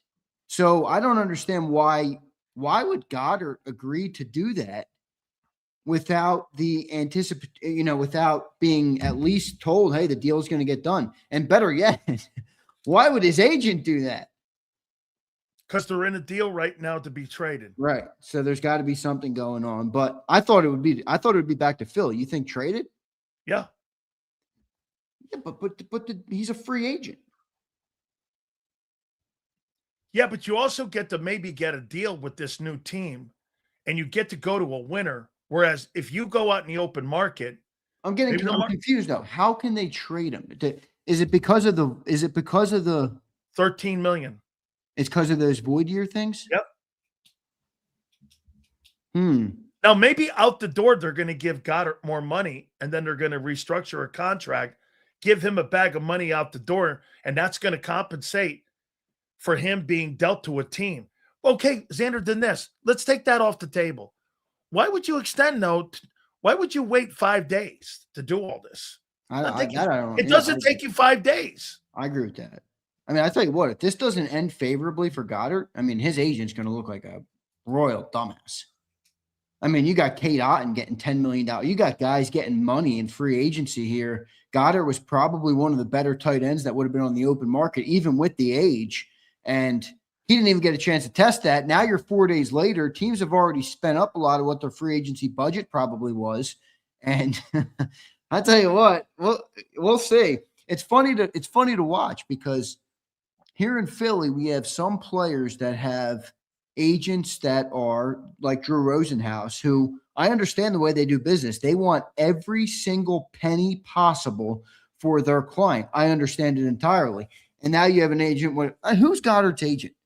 Who appears to just be leaving money on the table year after year for him. No way. No agent I've ever.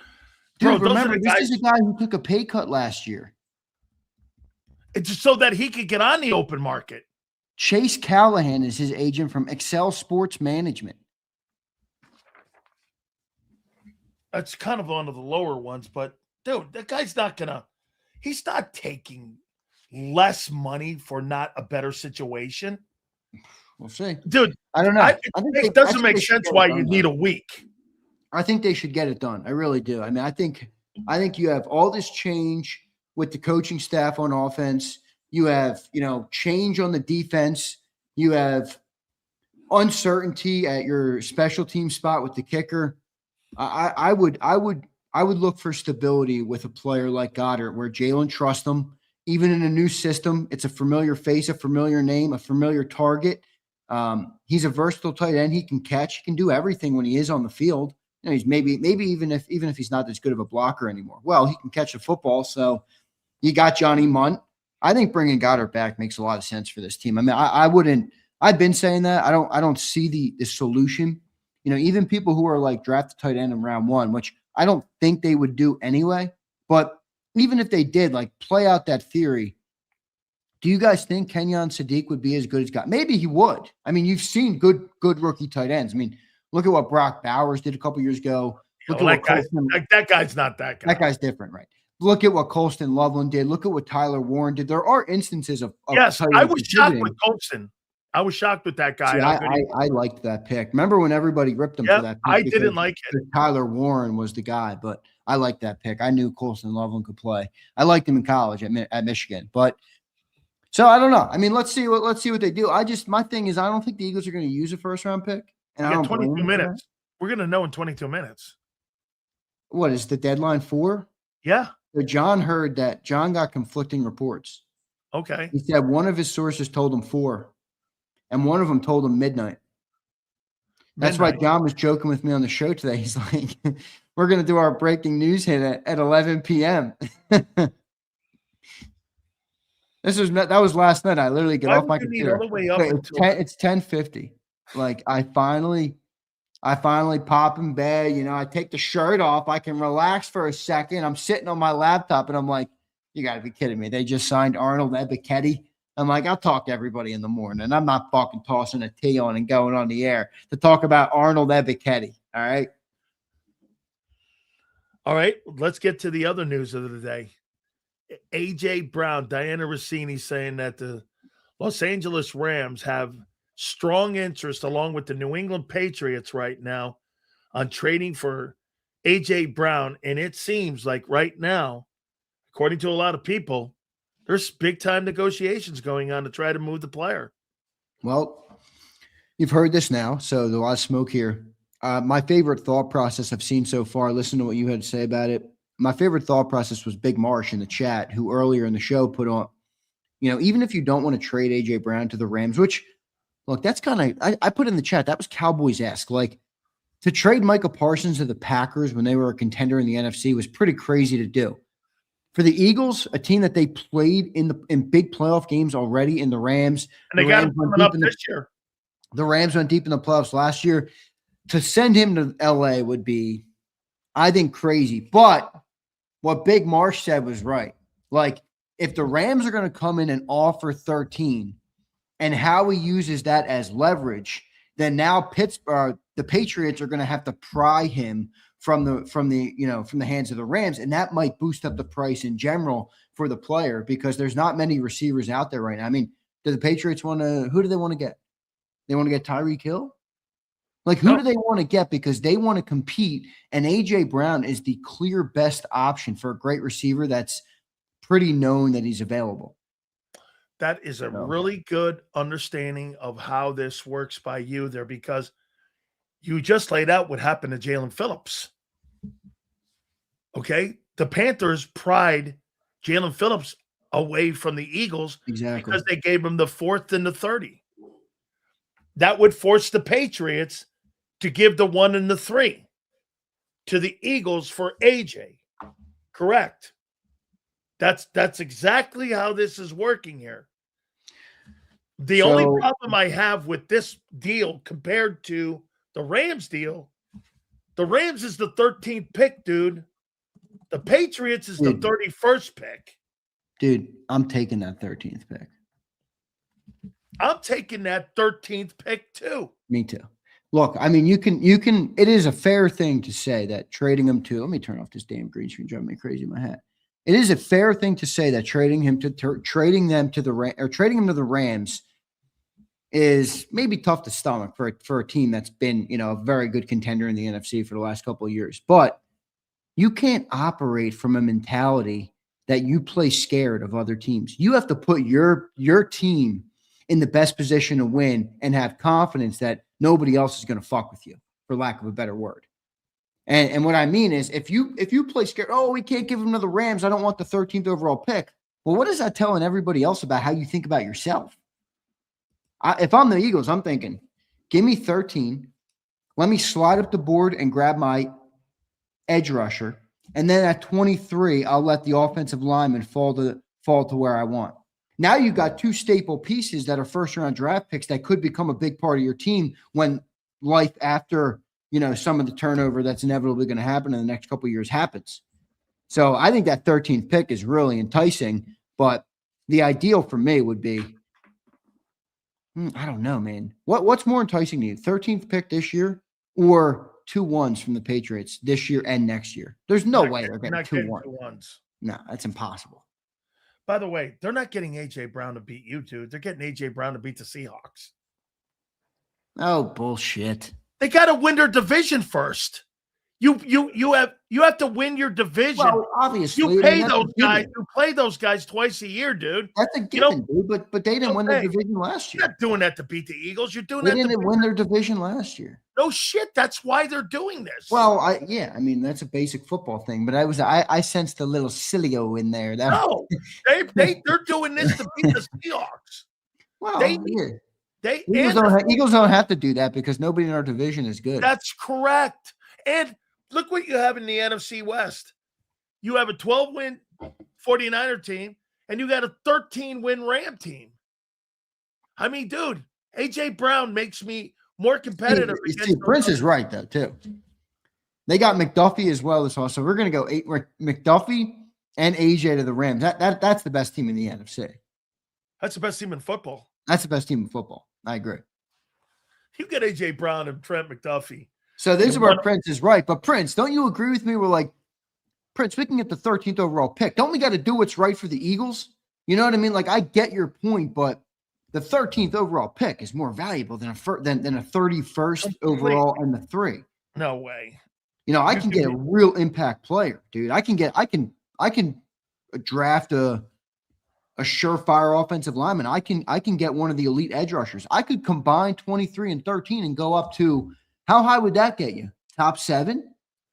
Yeah, but is there somebody in there that you're going to throw 7? Like, I don't know.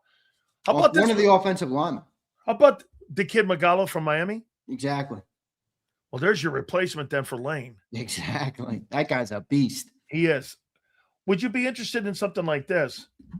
Rams, I'll send you A.J. Brown and Nolan Smith for that 13th pick and Fisk AJ Brown. Wait, what is it? AJ Brown. AJ Brown, Nolan Smith for the 13th pick, and Fisk. They're not going to want Fisk. They're going to want Verse. Never happened. I know, but I'm saying they just paid Jordan Davis buku bucks. You think they're going to trade for a DT? They got too many DTs. They're already in a DT predicament. Why do they want Braden Fisk? As good as he is, he's a good player, but you couldn't put him out there in more Jomo spot? Well, are you trading Jomo? I mean, you're going to have 4 defensive tackles that are legitimately starters this year. Okay, about Goddard and AJ. I'll tell you what, you can keep your 13th overall. Give me a 2 and Jared Verse. Yeah, no, I'm not getting that. Hey, I'll take Jared Verse. How about AJ Brown and Nolan Smith for the 13th pick and Cam Kitchens? Wait, AJ and who?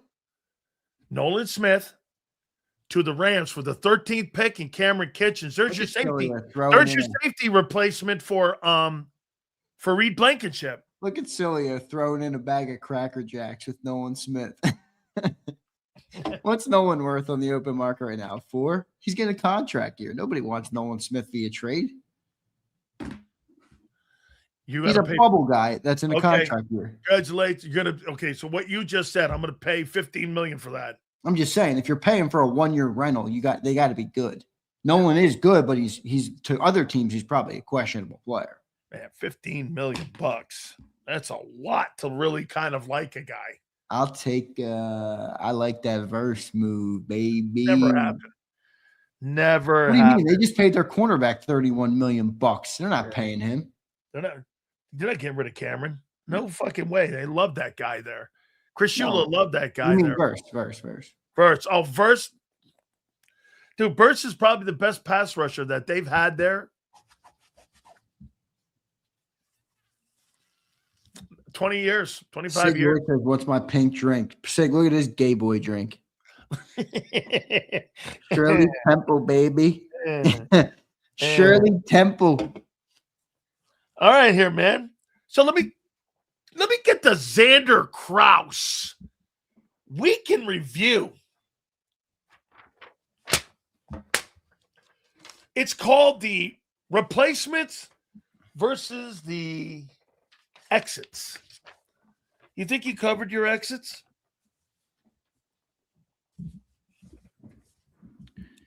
Obviously didn't cover Jalen Phillips yet, but I feel pretty good about the corner move. If they sign Goddard, I don't know what's going on with this Goddard thing. Like, I've been literally looking at my phone for 3 days waiting for this Goddard news. I've been refreshing my fucking phone. I know. I'm like, what's going on here? So no, they didn't replace everybody yet, but I mean, Sills, if you try and see a little further, see the forest through the trees, Sills. Walk with me here, Sileo. See the forest through the trees. If they're able to make a move for an edge, let's say Grenard is a name that they've been involved with. All right, they were in the Trey Hendrickson sweepstakes. They have budgeted the dollars for an edge. If they're able to make that move, you got the defensive line is Jordan Davis, Jalen Carter, or Jomo. Insert edge, whoever it might be. Maybe it's Grenard. Maybe it's Braden Fit or Jared Verse. Who knows who it might be? With Jalix Hunt and Nolan, you have your linebackers, the injured Jahad Campbell and Zach Bond. You got Quinyon Cooper and Tariq Woolen. I mean, I feel good about that defense. Now, if you're going to sell me down the river because of a safety problem, then I'm not worried about that. I think they'll be able to make do with Makuba and whoever they add, even a guy like a Marcus Epps or something. Whatever you have up front will help that. Will help that safety position. You understand what I'm saying? 100%. Yeah. Okay, like if your front seven can help the safety position like it did in 22, where you had 70 sacks and high volume, then I'm going to sweat the corner, but I'm not going to sweat the safety. And you covered the corner. I don't mind see the kid Woolen. To me, again, it's the choir boy thing. I'm all right with a guy being a douchebag. I mean, I'm just go out and play, kid. Just go play. You know what I'm saying? So Arnold Ebiketie, what do you make of him? What do you mean? You're not jacked up about the latest signing? Now, look, if he's a 1, we got big issues. I don't think it's bad. If he's a 4, it's an upgrade. From last year, it was Uche and Ojulari. After Jalen Phillips got signed or got traded for. Now it's got to be the 4 though. It can't be. It can't. I'll tell you what it can't be. 1. No, because he wouldn't be the 1. It'd be Hunter Nolan. But it can't be Nolan, Jalix, and Ebiketie. It can't. No, that's going to be the same thing as last year when we didn't trade for Jalen Phillips and we had Jalix and Nolan trotted out there. So you're going to have to get somebody better than that. But, I mean, if it is the depth piece I think it's going to turn into, I think it's a win. I mean, I think it's a pretty good depth piece right there. Here's a question for you then. So after this lunatic James Pierce and all this shit went down, even though it went down, they still got rid of the kid and they drafted 2 players last year at edge, Walker and Pierce, and they moved off him. Any concerns on that? Yeah, I mean, but again, if he's the 4, you're not concerned about that. You're looking for upside, But look, they had you mentioned the 2 guys they had. I think it was Jalen Walker and Pierce, right? So they drafted those 2 guys, and then they also had who was the other guy they had? Leonard Floyd. I think so. Yeah, I think they had Leonard Floyd there. Who's an older player now, but still is a good player. Leonard Floyd. I thought he was with Atlanta last year. I think so. Yeah, he's with the Falcons. So they did well in sacks last year too. Yeah, he was a little lost there, Ebiketie. But I think look, if he falls to where we need him to fall, I think it's a good signing. If he's playing like he's got to be an elite player, well, yeah, we're gonna have some. You're gonna be let down, Mr. Sills. How do you think your week went? Week went okay. I mean, it went okay. I mean, I thought they were going to get somebody back. Good word. But I don't think it went awful, but I definitely don't think it went well. Now, I will say, I think the Eagles are still in a position where a lot can change quick. I mean, if news breaks tomorrow that they trade a 2, for Jonathan Grenard and they pay him $26 million a year, on Monday we're going to have a different sounding show, right? Yes. Here's where you are different than the Bucs. Max Crosby doesn't help Tampa Bay become a Super Bowl contender. 1 or 2 moves by you guys, that kind of shifts the chess pieces around a little bit, right? And it makes you look look, if you added let's just say this. If you kept Jalen Phillips or you added Max Crosby, your defense automatically with Woolen signing completely looks different, right? So, I mean, you're 1 or 2 players moves away, but you can't let it get away like you did last offseason, where you stumbled into the season not making the critical moves. Do you agree?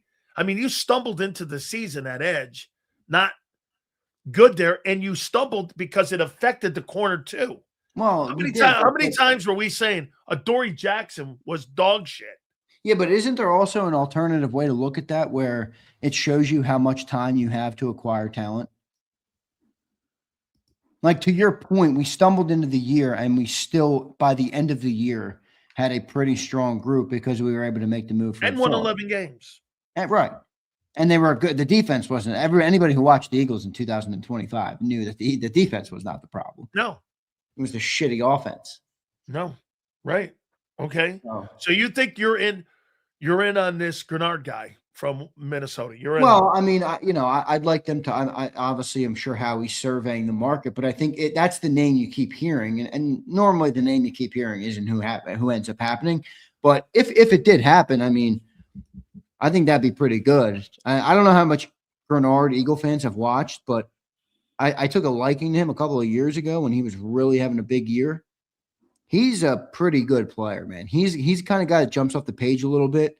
Really fast, really can get after the quarterback, really good pass rusher. So if Nolan can play the edge and seal off the edge, and you got an elite pass rush coming from the other side, add Jalix in there as a rotation or Nolan as the rotation, I think that's solid. I think that'd be pretty good. My question with Grenard is he a Vic guy? Is he a fit guy, you mean? Does he fit Yeah, with does he what he fit has? with what Vic Yeah, asked edge rushers to do? Remember, guys like Hassan Reddick, they don't want to play in this type of scheme. right. You know who couldn't play in this scheme? Hugh Douglas. You Yeah. couldn't play in this. By the way, we're going to read all your supers. Well, it's also, skill set. Some guys are good at putting their Oh. foot, putting their hand in the dirt and going, getting in quarterback, So If you had to right now, without any deals being made on March 13th, would you be more apt to trade up or trade down in the draft? it depends what happens with the edge. Because if you don't get if let's say the Grenard trade falls through, let's say they don't make any moves and the draft comes and our edge rushers are Ebiketie, Nolan Smith, and Jalix Hunt, I think trading up might make sense. But I still would probably default to trading down because they need multiple positions. Yeah, right. And key positions. So if you trade up to go grab an edge, then you're not going to have a 1 or a 2 for a tackle. Versus if they trade back, maybe you get additional 2nd-round pick or additional 3rd-round pick or something like that. So now you have more shots in the dark between 20 and 50. I mean, we've talked to a couple of draft guys on the show, Devin Jackson, Ian Cummings, Rick Saratella. The value in the draft, like usual, though, but one guy referred to it as a bell curve. Anybody who knows what a bell curve is, it goes like this, and then it goes like this, and then it goes like this. So he was basically saying the middle of the draft is really, really valuable, 20 to 80. Exactly. Right. So maximize your picks in there. They already have 4 picks in the top 100. If you trade out of 23, you might end up with 6 picks in the top 100. This is what I told everyone today. The draft's over at 13, dude. It's over at 13. And from 14 to about 60, these guys are all the same, guy. You know what I'm saying, Zander? I mean, from about the 14th pick all the way to 60, they're like the same. That's why, to me, trading down and getting depth in both the tackles and line, that to me makes more sense. Hey, do you think Sean Mannion, let me ask you this about AJ and Sean Mannion. You think the hiring of Sean Mannion has accelerated the exit of AJ Brown if they're trying to build the run game up more? And that if they're trying to build the run game and they want to have one wide receiver that's a 1 in the type of passing game that they're looking for, that AJ fits that bill better in how they want to try to spread the ball out compared to what you have with AJ Brown? I mean, to me, they may be doing this again. If you lose Goddard, this tells me again to what John has said from day one, and now I'm going to go with him on this. Bro, they're not looking to improve the run game. They're looking to improve the passing game. They're looking to improve the run game. If you trade AJ Brown away, well, they should be looking to improve both. I don't really like this whole mindset of, let's just improve the run game. Bullshit. Yeah, but they're not going to improve the run. They're not going to improve the pass. How are they going to improve the pass game? What do you mean, dude? Because wait a second. You don't believe there's a way to improve the pass game from 25th to get higher? I haven't seen the pass game improve in 3 years. Not saying you're wrong. Have you? No, not in the last 2. I mean, I thought 2023 was a fine job. They turned the ball over too much, but and the first 4. I'm telling you, the first 4 games cemented how they think of Hurts in the pocket. By the way, I texted John if he's hearing anything on Goddard. He says still hearing nothing. Thing is dead silent. It's a trade.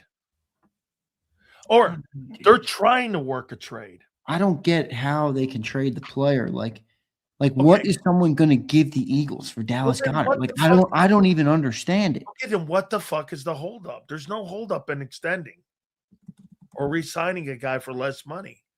That takes 25 minutes.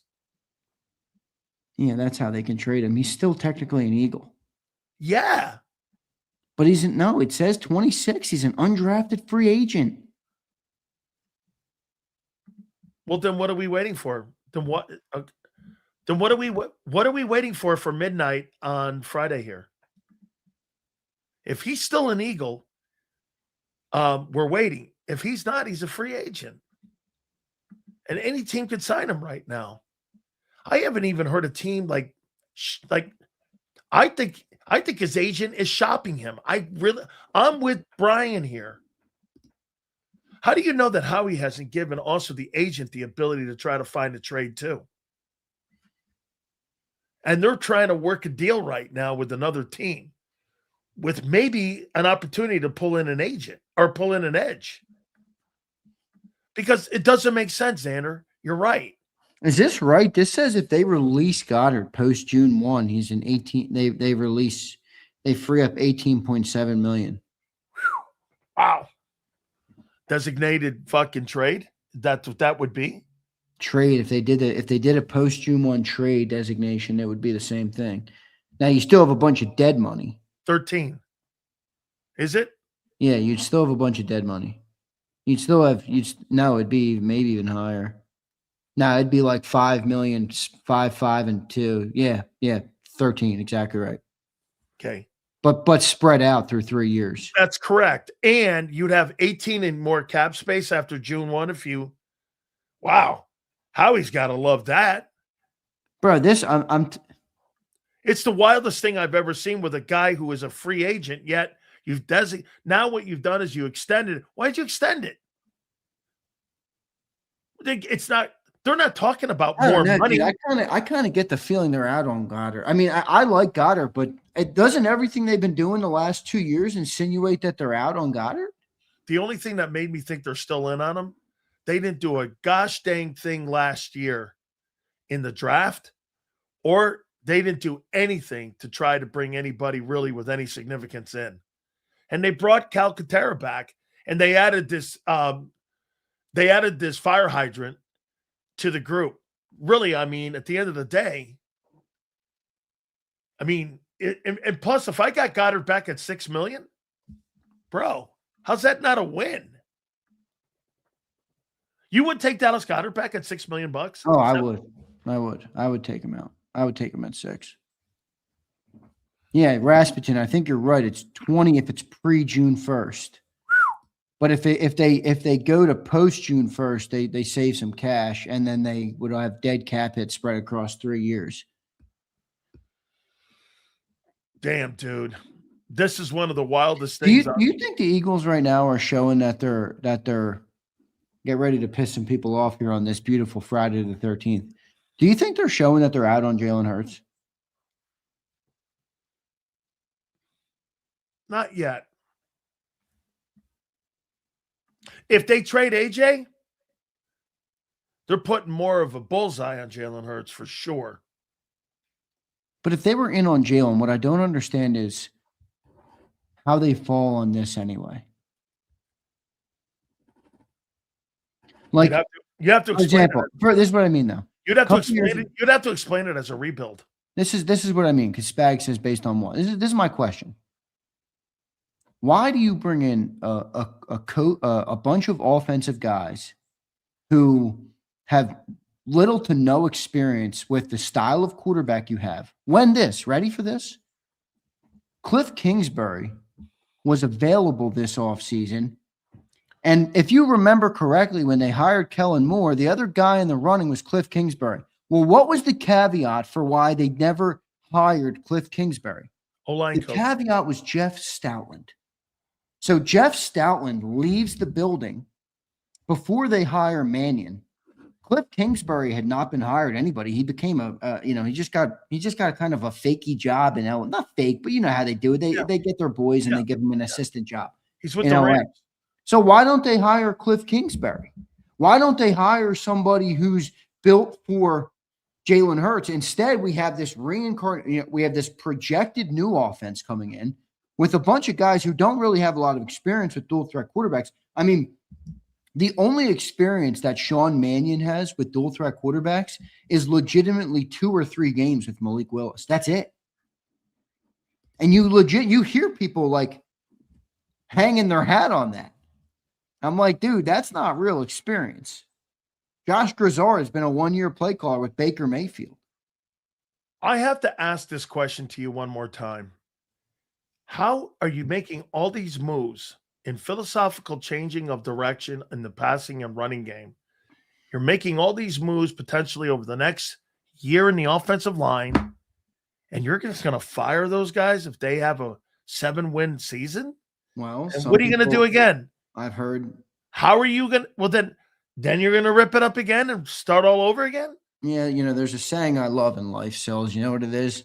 The only way out is through. So it's either the easiest way to nuke the Nick Sirianni era in a way that is palatable for the general public, fresh off a Super Bowl victory, is put it all on him, make it look horrendous, and almost make it a foregone conclusion that blowing it up is the only option. If the Eagles win 4 games this year, 5 games, 6 games, don't you think people are going to be calling for sweeping change? Wait, how much easier is it for Jeffrey Lurie to fire that coach who won a Super Bowl 2 years prior versus if they win 10 games again or 11 games, have 5 straight years of playoff appearances and a 700 win percentage? Okay, well, this is what – correct me if I'm taking what you're saying wrong here. That would mean throughout the entire Sirianni time, they've been knee-deep involved in many and almost all the decisions in the direction of the team, correct? In your opinion? Right? They've been involved with pretty much all the directions, coaching, player-wise. All of a sudden, what you're saying right now, hey, Nick, we're going to back up. And what we're going to do is give you everything you want. And they're going to step away and go like this. All right, let's see you do it. Yeah, and then I don't see it like that. And then have the reasoning to go, now I can fire the guy, and we just wasted the 26th year? Am I reading that wrong with what you're saying? I mean, you're reading it right, but I think there might even be a little bit more nefarious intent in there than you're giving them credit for. So they're self-sabotaging? I'm not saying they're self-sabotaging. I'm saying if the thought process is that the owner, what he had, by the way, this is not made up. This is not me speculating. The owner wanted to fire the coach in week 4 of the year they won the Super Bowl. Correct. That was less than 2 years ago. Yep. So if the owner still holds those beliefs and he wants to set his football team in a different direction, which he's entitled to do, and he wants to do that, but the PR and how's it going to look to teams, the players, the coaches, the agents is a problem. Like you say, 1 step back for 2 steps forward. Well, maybe that's how Jeffrey Lurie's thinking about it. I'm not saying he is. I'm simply speculating today. I am not saying they're doing this. I'm just putting it out there because it doesn't really make a whole lot of sense to me I understand that there's people out there, and there's many people listening right now who are out on the quarterback. And I don't really care whether you are or you aren't. It is an objectively stupid decision to make for a business to not try and optimize that player when you have him on your roster. Objectively. But they're not utilizing the player to the best of his ability with the hires they're making. They're just not. You just said Cliff Kingsbury would have been the right guy. Well, I don't know that he would have been the right guy. I just think he would have. Well, at least he had a skill set that fit. It would have made more sense. Right. You hired a guy that's more in Nick's room, right? I guess. Kind of quarterbacks, right? I guess. I'm going to ask you a WIP question. Nice. You think Jalen Hurts is a generational talent? No. What? Oh, it's on our website. I wanted it. A generational talent? Yeah. I think there are 2 generational talents, 3 generational talents in all of football right now. Patrick Mahomes, Myles Garrett, and Josh Allen's on teetering. Now, do you think that he has been a type of quarterback for your franchise that has been arguably the most decorated? He's certainly the most decorated quarterback. Sure. I don't say no to take away from him. Dude, generational talent is reserved for very, very, very elite. Here it is. Player. Is Jalen Hurts a generational talent? 67.1% said no, and 32.9% said yes. Nah, come on. I mean, I don't even think Ray. I know Reyes is joking in the chat. He says he is, but Ray, I don't even think you honestly believe that. I mean, he's a great player. I think he's accomplished a lot. I don't say this. Now, wait a minute. This is a great take by Reyes. They didn't say quarterback. He's not a generational talent. I agree. No, I mean, I don't think he's generational. That's like saying Sam Bradford is.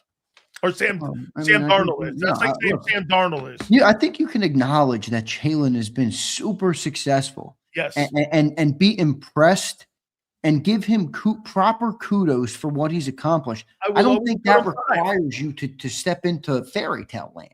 No. Agreed. I don't. I don't think that requires that at all. I don't think the Super Bowl puts anybody in that elite status. No, it doesn't. Dude, Kenneth Walker just won the Super Bowl MVP. They let him walk. Sam Darnold, just won a Super Bowl. I mean, come on here. Can we live in reality? Do I have to act like this shit is that is a stupid fucking question. I'm not mad at you for asking it. No, no. I wanted your answer here because I think it is a stupid question. Yeah, it is. And it's not even a criticism of Hurts, even one iota. I mean, I don't think Joe Burrow is a generational talent.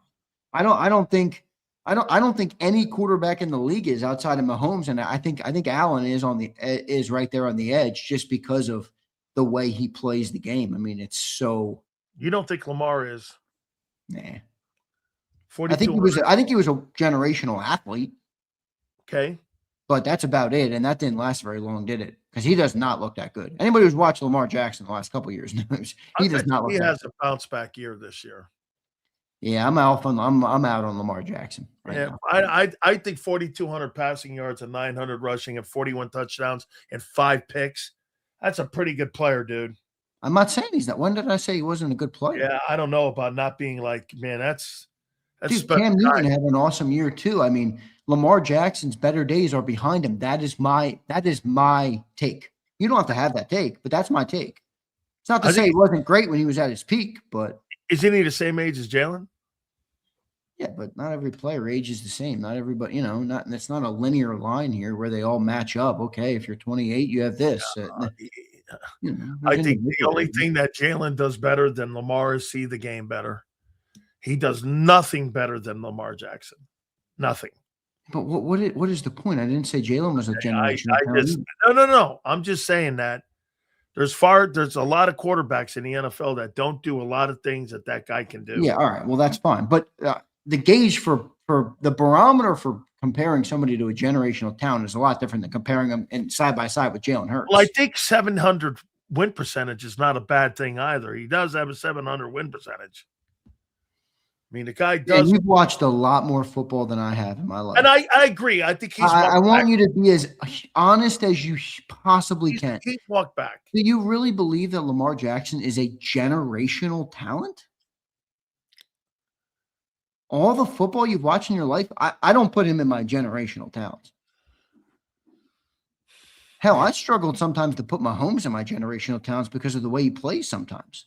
Yeah, but look at the people around him. There's no one there outside of a tight end. I mean, here, let me show you something, Zander, and then you tell me what you think, okay? And then, and listen, do I think he's walked back the last year? Yes. But here, let me go here and ask you this, okay? So he's 76-30 in his wins. He's never had a lose. Oh, this last year he was 6-7 before he got hurt. He's thrown for 36 touchdowns. He's thrown for 41 touchdowns, and he's rushed for. Let's see here.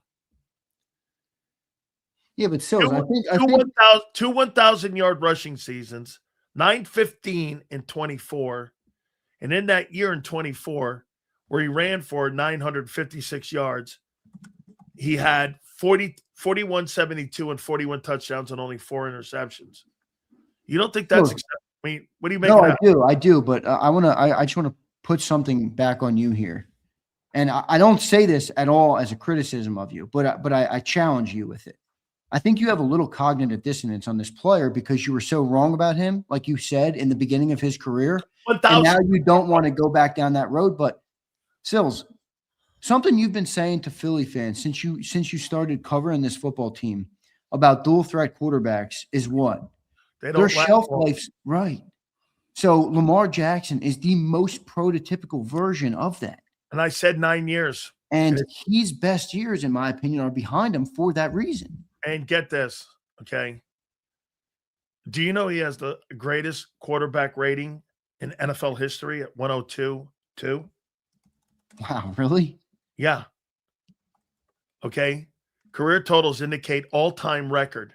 If you looked at his numbers right now, the highest rated quarterback in NFL history is Lamar Jackson at 102. At 102.2. But to your point, I said these guys last 9 years. He's 8 years in, and he's coming up to his 9th year. And are we starting to see a little bit of that where like in the last 4 years, he's been injured 2 times in those last 4 years. I think you're starting to see that wear. And I think you're right. Okay. I don't think he's going to last. Yeah, and I think Lamar is a crazy good. I mean, he's one of the best athletes I've ever seen in my life. So maybe some would say, well, you're doesn't that make him generational? Maybe as an athlete, I don't think he's a generational football player. How about Matthew Stafford? Nah, not generational. Hell of a fucking player though. Maybe a generational arm. Maybe a generational arm. Dude, that dude can spin a rock. Like generational to me is Myles Garrett. Yeah, that's the easiest one. That's the most clear-cut one right now. Do you think Lane Johnson's generational talent? Close.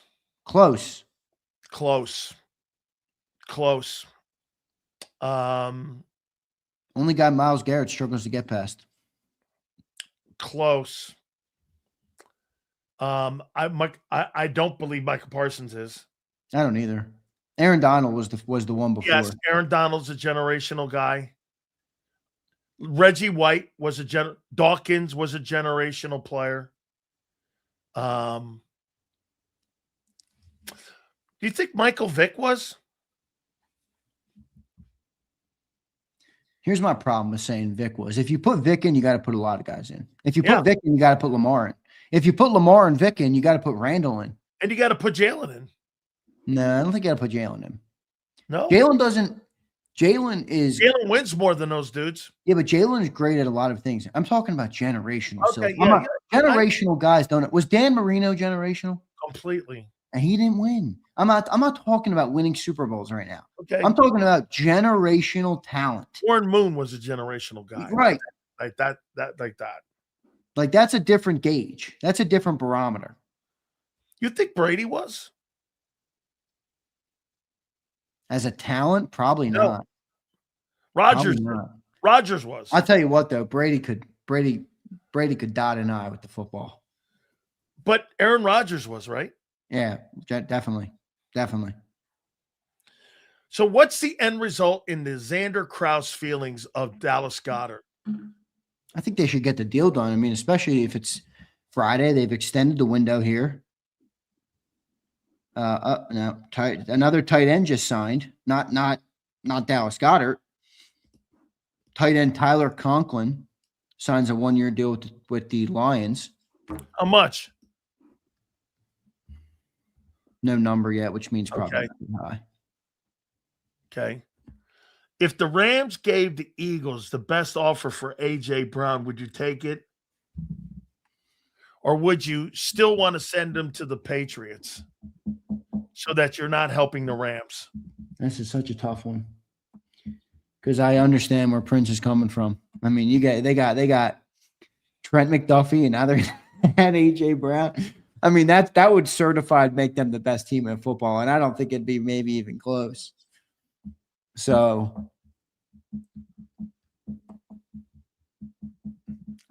13th overall pick, though, what's the best trade for the Philadelphia Eagles to have a successful next 5 years? It's 13.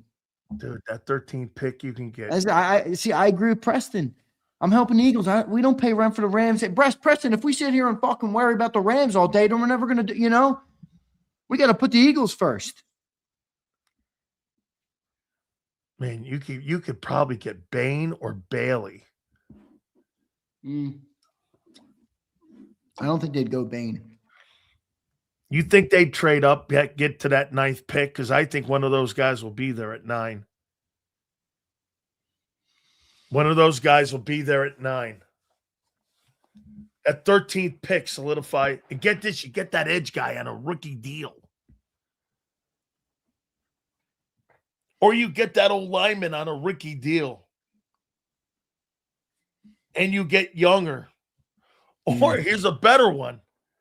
You get that 13th pick and you trade down. And you get multiple first-round picks. You'd have the 13th and 23rd pick, right? Yeah. Howie would go psychotic with that. With all the draft, what do you got, 9 picks now with the comps? Yeah. And you would have 2 1s?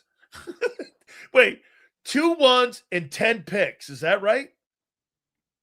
That's what they would have. You could retool your team in the next 2 years with those picks. Well, that's the only way to honestly answer this is a way we can't. We have to understand what the Eagles are thinking. If the Eagles think right now, and when I say Eagles, I mean Howie Roseman, basically.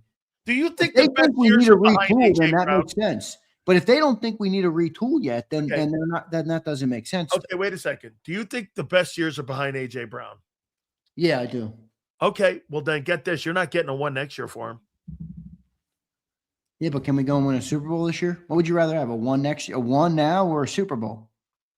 So you think you're in a Super Bowl window right now? That's why I just said the only thing this conversation really hinges on and what Howie believes. There's a line John McMullen often uses that I think is great. He says one of the hardest things for teams to do is be honest with themselves. That's right. What is being honest with themselves look like for the Eagles right now? And I don't know that question. I think they could be a contender. Some people out here think their window is slammed shut. What does Howie think? Does he think that window still can be open? Because if he does, that will completely change the way he moves versus if he thinks that window's shut and they need a retool. Well, let me put it to you this way too. DFW, that thing that Zander just said right there, that's been the biggest problem the last 30 years of the Dallas Cowboys. They can't be honest with themselves. They can't be honest with how they evaluate their own players. All right, let's get to these supers here because I'm with Twiz, bro. Give me verse. Where's the Ram fan that's in here? Mel Rams. I'll take Jared Verse for AJ Brown. Not happening. Give me Jared Verse. No way, man. Straight up, would you do it? Yeah, I would do it. If I were the Rams, I'm not doing it. Really? If you were the Rams, you wouldn't give Verse straight up for AJ? No way. No way. I think that guy's got a lot of great football ahead of him. See, Prince is right. Last 13 picks took 4 years to pay dividends. So true. AJ and 23 for Verse. I'm not giving up on Verse, man. No way. I think that AJ and 23? Oh, AJ and 23 for Verse? You can have them. They'd have 3 first-round picks. Okay, they don't want 3 first-round picks, I don't think. Well, I'd move that to next year, one of them. God, you could have 2 first-round picks in 2 straight years. Holy shit. Last time Howie did that, he effed around and brought us to 2 Super Bowls. So, all right, here's Drew Pauly. Flip the 13th and 23 for Garrett. Trade AJ for the 13th, take 13 and 23 and flip them from Garrett. You turn AJ Brown into Myles Garrett. Man, now we're talking about working the room, and you'd be the best team in football with that, bro. Wow. Myles Garrett on that team. Here's CT, King of Kings. Eagles will go tight end round 2. History shows Erting. Exactly right. That's what I'm thinking, CT. Eagles drafted Erting Goddard, 2nd round. Eagles want to retool the O-line and edge. Eagles need to send AJ for the 13th pick. Best way to retool. Diana Rossini saying that they're again, she's like saying that they're in negotiations, 2 teams right now. The tight end draft is a pretty good one. The kid from Oregon, I'm with Zander. I don't see. I think he's going to be good. I just don't want him in Philly. Okay. How about this? You think he's going to be good, but is he the 23rd pick? That's the real question. I don't know. Yeah. If he turns out to be good, doesn't matter. Here's Exile and Anarchy. What's up, dude? Give me Puka. Rams unsure about him long-term after recent events with a rebuild coming. I'm not letting them two and Adams play together in the NFC. I'm not changing Brown for We're not Puka. getting rid of Puka Nacua, dude. No, even with his stupid tweets and shit. Arlene, what did he do again? It was something that he did with something about the Jewish community. He did some sort of dance or something. Yeah, and I got a message for everybody in the world. Whether you're Jew, Christian, I don't really give a rat's ass. Black, white, purple, I don't give a fuck. Stop being so fucking sensitive. Please. Please. Why is everybody so offended? Stop being offended, dude. You can simply just say, no, I'm not offended by that. It actually gives you a lot of power in life when you're not offended by what everybody else does. I mean, Puka Nacua danced with some dude on a fucking stream. By the way, the kid he danced with is Jewish. I mean, what are we talking about here? What are people so offended about all the fucking time? It's false outrage. It's fake outrage. I'm so sick of it. It's selective too. Oh, I'm so sick of it. It's fake outrage. Here's Mike. He says this: 11 touchdowns. Maybe Hurts wants him back. Yeah, Dallas Goedert. Yeah, absolutely. Blame Hurts for wanting him back. Would you? Yeah. All right, that's all of them, brother. Dude, I'll tell you what. You see what happened to the Bears? So the Bears are still going after Crosby. And supposedly, like Adam Schefter, I thought he worked for They get a center. Did the Bears get a center? I didn't see that. Did they? Yeah, they got Garrett Bradbury, right? Okay. Yeah, actually not bad. Hey, you want to hear this? So I thought Adam Schefter worked for ESPN. I didn't know he worked for the agency for Max Crosby. I mean, do you know that he also too, what's his name? Albert Breer? Does Albert Breer work for the NFL Network? Or does Albert Breer work for like Mike Evans's agent and all them guys? These guys, do you know what has happened, Zander? And did you hear what what's his name? Howard Balzer said? Yeah. So all these guys are now being on a super chat and they're all being text this information. Well, can't you tell, dude? When NFL news breaks, the same 4 reporters tweeted out at the same exact time. They're on a group text. Yeah, almost with the same wording. Is that reporting? When you're being we given can get into that argument all we want. I mean, the world is changing rapidly. I don't anticipate it going back to the old guard. Unfortunately, for people who want to. That's not reporting, man. That's like no, I know that, but I mean, look at people don't want reporters anymore, dude. I mean, look at how much shit you get for if you don't glaze the Eagles all day. I mean, the Eagles, the reporters in the Eagles building, and I respect them all, and I'm not criticizing them because when you strap a man's livelihood to what he does, that man is going to act in the best interest of his family. Of course he is. If your livelihood is at stake by simply asking a tough question, well, guess what people do? They no longer ask the tough questions. That's right. They beat him down. You can't bash the man for that. I'm not bashing the reporter for that. No. That's the environment that's been created by a lot of these football teams. And really these it's not just Eagle centric. They do that now. So here's that's why shows like this exist, though. We're not in the building. I don't have anything to lose. I got no press credential. Fuck them, baby. We got one last one here, Z. Here's Kyle. I'm hearing from the Giants want a day 2 pick for Kayvon. Also, this program also always needs idiots like LJ Trudeau and M. Lang Reyes. M. Reyes, don't let him do you like that, M. Reyes. There you go. Big Z. Hey, keep me abreast of what's going on with Goddard here. Okay? Yeah, I'll keep an eye on it. I'll put it in the chat if something breaks. I'm gonna ask Mike North here in a second about this stuff trading AJ Brown to the Rams. I want to see what he says here. All right, brother. Thank you, man. You bet, man. I'll see you soon, Big Z. That is our man, Zander Krause. All right. Without further ado, and look at this, right on the screws. This is what you call big-time broadcasting. Without further ado, my friend from the Windy City, he is Mike North. He joins us now. Look at that. You talk about timing. Right on the screws, and here he is. Full hairdo and all looking good. You're ready to rock, man. I'll tell you what, I never felt better in my life, Big D. Good to talk to you, my friend, as always, here in Chicago. I walked the dog today, almost in the wind almost knocked me half around the block, for God's sake. Got high winds out here. But other than that, everything's looking good. That's what I look forward to daily. I look out the window, go, there's the weather, and let's see what's going to happen when it comes to, especially on Fridays with the Big D. Here, here on this beautiful network we're on. Now. Are you a superstitious guy? Because today is Friday the 13th, though. Are you one of those guys, or is today just Friday to you? No, man. Today, I mean, I got a great life now.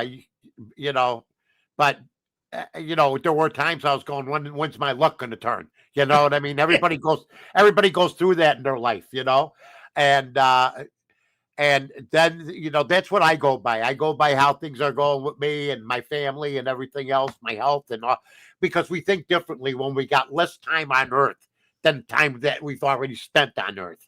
Okay. Believe me, folks, when I was younger, I know the younger kids out there are listening going, what's he talking about? Believe me, you'll find it. Oh, yeah. Because when you get over 70, and you start seeing people that are dying that you admired when you were younger, like Gene Hackman and Robert Duvall and, football players and George Foreman, guys like that. And they're all dying. Pete Rose. These were all my guys. Yeah. And they're all gone. So, yeah. Every day's blessed, but you know what? I never was a Friday the 13th guy. I'll tell you what I didn't like. Although I was raised Catholic and I was happy for the certain Catholic traditions. I don't know if you're a Catholic, Danny. I am. Yeah. Stations of the Cross. What a gimmick. Pain in the ass, to be honest with you. I didn't like that. I was an altar boy for a year, choir boy for a year. I went to Catholic schools my whole life. Yeah, they really indoctrinated us as good as they could, But when I think about it, it still was great to have that base, that Catholic teachings, because if I had, I don't know where the hell I'd be right now. Well, I know this. I used to hear this all the time. Hey, Dan Sileo, can you please show up to Sister Marjorie Fish's office? And everyone in the room would go like this. Ooh, Danny Sileo. And this lady was about 6'2". Oh, yeah. She had pipes on her that looked like she was Keith Van Horn. Yeah. And she was as tall as Keith Van Horn. Yeah. And she'd pull that paddle out. And I would look at that paddle and I would see holes in the paddle. And I'm like, she goes like this. See this thing here? Do you know why there's holes in the paddle? And I go, no, Sister Fish. And she goes, because it goes through the air cleaner when I could get a good wind up. And I used to sit there and I go, no, but you mean it hurts more? She goes, hurts more. That means I can get more speed on it. And I'm sitting there going like, so what is it? She goes, well, this comes down to you not wearing your tie. And I'm going like, you wore your tie around. Oh, yeah, you got to beat it if you're out of uniform. So I wore my tie around my head. Of course you did. And so, I'm in the cafeteria and people are like, please take your tie and put it back on. And I had it around my head. And then I started doing this and all this. And so, Sister Fish goes, we have to have something here of a little bit of a respect for the place. You're not respecting me. So, sure enough, I'd have to put my hands in a position and that thing would come whipping through the air. And all I remember is seeing bees and hives. Yeah. And boy, that bitch hurt. Bam! I'd be like, whoa. Yeah, we had a nun that would take the desk while the kid was in it and turn it over. And she looked like Paulie from Goodfellas, Paul Sorvino. I mean, honest to God. Our nuns look like henchmen, doormen at nightclubs. You know what I mean? And they just cracked the shit out of us. But you know what? Everything turned out. No, I used to because every day we would have to do communion before we started school. I know. It was a pain. And half the religion was all money and indoctrination and go after school. You got to go to adoration. Oh, Jesus Christ. So Father Bob would look at me and Father Bob. So I go, if you're called Father Bob now, there's two guys trailing you. Father Bob would go like this. I'm going to give you 2 extra wafers because I think you need it. I was such a pain in the Let ass. me ask you something. I was Father such Bob, a pain in the if ass. you're called Father Bob nowadays, there's agents that are following you, waiting for you to make a move on some kid. Dude. You know, I mean, that's how sad it is. Hey, but I love going to Catholic High. I did too. But it was a discipline. They got a little bit all over their skis sometimes. Yeah, it did. Over its rails. Yeah, but it was still cool. So what's up, big All right. So with DJ Moore, what happened with that whole thing? Did he just wear his welcome out there? Yeah, that's all. He didn't have a lot of yards, had 750, 60 yards. That's nothing for a receiver. He had less yards than the rookie tight end, Loveland, Colston Loveland. So, it was time for him to move on. He had 50 catches. He had some big ones, but he also had some games where he didn't seem to do as well as he could have done. So he went from 98 catches and 96 catches to 50 catches. Yeah, I do my homework, folks. That's it. I mean, look at it. I didn't know what he's going to ask me, and I got it right at the tip of my tongue. What can I tell you? So it was time for him to move on. I think it's a great move for both teams. I think we got some good draft picks, more than I thought. I also happen to think that it's good for him. You got Josh Allen throwing you the football, but are you going to be a true number one? And I think he's got the character to do it. I think at times he had good numbers in Carolina, Mike, when he was with Joe Brady. He had the money he was being paid ended up being too much for what he was given back, to be honest with you, Dan. So it was time for him to go, but no different than great receivers we had in the past, like Marty Booker, who had a couple 100-yard years. But after 3-4 years, Alshon Jeffrey, Brandon Marshall, we've had all those guys, and they've lasted 2-3 years, and then they move on. Let me over here on this one here with Max Crosby. Yeah. Bears have some interest in them. Oh God! At what price? Give up a 1 for him? No, I didn't like him. I didn't want the Bears to go after him anyway. His stats have gone down the last couple of years. He's had a couple injuries. He's slowed down. The double teams take their toll. You know this, being a lineman. I don't care how strong you are, how much time you spend in the weight room. When you got 2 men beating on you on certain plays and you're the main guy and you got the mental pressure to fulfill something that he doesn't fulfill, play a full season. And I'm sorry, as a guy that sees millions of dollars being spent, 10 sacks in 17 games don't do it for me. For an elite pass rusher. This hurries bullshit. Hurries? Okay, so what? I saw Marino get hurried. I saw Tarkenton get hurried. I seen Warren Moon get hurried. Aikman get hurried. They all get hurried. I mean, you know what? But the whole thing there is, how much money is he worth if he gets 17 sacks in 17 games? A lot more than 10. And that's what I'm saying. He hasn't really $35 million too, Mike, a year. Yeah, and he disappears in games. I bet when you bet all the games. Now I don't bet them all every week, but I bet the Raiders 3-4 times a year, either for or against. I'm going, where is he? When I have the Raiders, sometimes where the hell is he? I mean, I go back to look. I'm a boomer. I'm proud of it. I'm not a millennial. I'm not named after a flower. I'm not a Gen X, sounding like a robot. I'm a boomer, man. I go back to Deacon Jones, Doug Atkins, Bob Lilly. These guys were animals.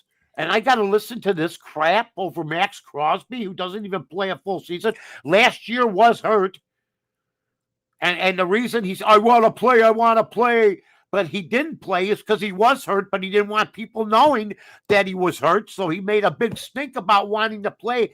But if he would have been healthy, I think they would have let him play. So I think he made them look bad, but he's not fooling me. He failed the physical. Now, if people doubt the Ravens, they're allowed to change their mind.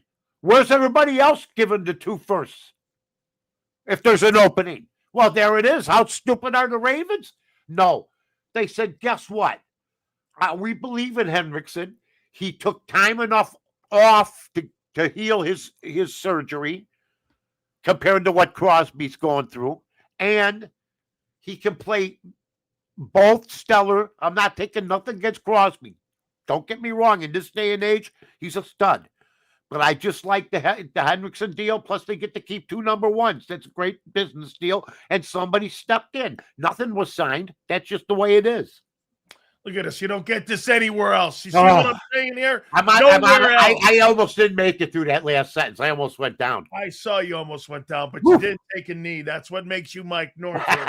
Mike, how about this now? Here's what's being floated out by Diana Rossini. A.J. Brown to the Rams for the 13th pick. And now you're talking about making the Rams better, but it is the 13th pick. Would you do that? So the Rams would have Devontae Adams, they would have Puka Nacua, and they would have A.J. Brown. But this guy, get this, Mike, here's something else. It's also being reported that he's also made it known he wants to go to either the Patriots, the Chargers, the Chiefs, or the there's one other one. But this guy was for his team last year, of course. He can't wait to get the hell out of there. He can't wait to get the hell out. Yeah, see you later. Go somewhere else, I'm sure. If you make that deal with the Rams. Look, if you could get a 1 for him, take it. And the 13th. Yeah, take it. Get rid of the cancer. It's addition by subtraction. That's what it is. So you believe the Eagles would be better without him? Absolutely. Because all it takes is one bad apple. Maybe you haven't heard the great Michael Jackson 5 Diddy. One bad apple can spoil the whole bunch, girl. Yes. yes, sir. And believe me, when he was 5, I said, this kid's got an opportunity if he sticks to his guns. Michael Jackson. Mike, but here, and here's what people say. People go like this. You think the Eagles are better without A.J. Brown? You know they're better with him. I say this. This guy's been a headache since he was here. Imagine when he didn't want to be here.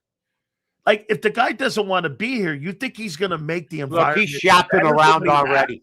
He's shopping around. He's like, nobody. Look, receivers are that breed. Where's my next big group of catches going to come from? Where can I increase my worth? Receivers are detached more from their teams than any other position in professional football, I believe, out of any position. I believe they Mike, are. Do you know why that changed? I'm going to tell you. I think Keyshawn Johnson first started to change it with that book. Just get me the ball, whatever the hell the name of it was. I'm going to tell you what Ronnie Lott told me. Ronnie Lott said, when these guys, Dan, during our time were coming across the middle, they get clocked. And you had Dave Dorson, you had guys like that, they would knock you out cold. They can't, now that you can't hit these receivers anymore. That's why Gronkowski was good in the old days. If he went 5 yards, 6 yards, he'd get a forearm by Butkus. Okay, now continue to run your pattern, whether you stand on your feet or not. Dude, so it's all different. Tight ends ain't go across the middle when Butkus was there playing. No. Well, I'll tell you, Jimmy Giles tried it, and it cost him. The tight end, Charlie Sanders, who was a talented tight end from the Lions, got clocked, was never the same. Never. And forget about if you survive a Butkus tackle. What did they do to you during that game that made you change your impression? I mean, there are guys, Altie Taylor reportedly told his coaches, I don't want to be involved in the game this week. He was afraid to run up the middle. So there were guys actually afraid of him. You know, and I got to listen to the nonsense, Jack Lambert and all these other guys. I go, listen. It didn't matter who had Dick Butkus had Jim Osborne and Dick Evey as his tackles. Jack Lambert had Mean Joe Green, okay, and Ernie Holmes and Elsie Greenwood and Singletary had Hampton and McMichael. Butkus could have had me and Dan, and he'd go, get out of my way. There's a picture of him in Sports Illustrated tackling 5 Packers because he didn't know he had the ball. Okay, and he went like this. So he didn't care. He's a different breed. But yeah, I mean, to me, it's about. I think receivers like Jerry Rice hiked everybody's worth. But there's only so many Jerry Rices Yeah, out there. no doubt. So, I mean, it's time to get rid of the drama too, right, Mike? Oh, God. A.J. Brown's not worth it. He helped cost you a title last year. Dropped 3 balls. Don't open your big mouth and not come through. Look, I come from the land of, guess what? We open our mouths, we come through. Joe Namath, I guarantee a win against the Colts. We win. Muhammad Ali, I guarantee I'm going to beat Sonny Liston, and he beat Sonny Liston. Not this crap nowadays where you're talking every goddamn week, and if you make a tackle and it's for a 9-yard tackle and it stops a team from getting a first down and you start cheering for yourself, forget it. That's your job. Man, I'll tell you what, I'm rolling. No, you're on your cues today, bro. I'll tell you that. I'm just telling the truth.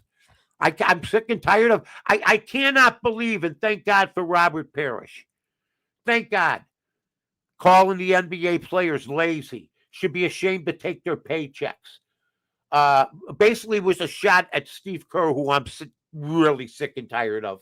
And I love Steve. Why are you sick and tired of Steve Kerr, the head coach of the Warriors? Well, first I knew Steve as a player really well, and his wife Margot loved him. That's right. He was the guy here in. I loved him so much. He came on our show all the time, and I loved him.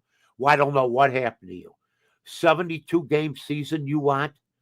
Okay, shut up. Just coach your team. Try to win another championship. You got blessed with Steph Curry, who's been the best player of the last generation, not LeBron James. I keep hearing LeBron James. Who's better, James or Jordan? No, who's better, Steph Curry? If you're gonna, how can you? Who's better, Curry or LeBron? Ask this question, Mike. Who changed the game more, LeBron Steph Curry. or Steph Curry? Steph Curry changed it, not necessarily for the good. Now, I was a high school coach for 6 years. Kids want to 6-footers, 6'8" want to take 30-foot shots now. I mean, they want to take outside shots. And that's not the way to play the game. And that's why high school's still great, because you have more inside games, stuff like that. But in my opinion, Steve Kerr, shut the hell up. Do you understand?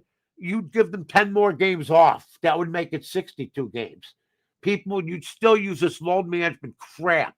Just a bunch of crap. And I'm glad Robert Parrish called all the players out today. The league is not as good as it was. Not when there's over-under totals of 235. When they used to be over-under of 190. The defensive beatings. Michael Jordan never offensively had a play where he didn't have a hand on his hip. There was a thing called a hip check back in the day. If you just went like Michael Jordan today, 45 points, 15 boards, and 10 assists. Automatic. You can't guard him. You can't hold him. You can't grasp at his jersey. You can't put a hand on his hip. Are you out? I saw the guy with my own eyes. What about Bam? Bam just went for 83.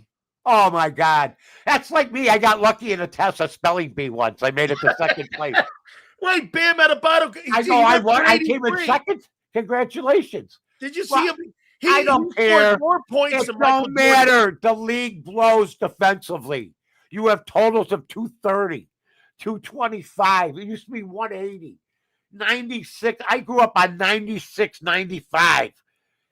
Scores. How are you not impressed with Bam Adebayo's 83 points? More points than Jordan ever scored in a game.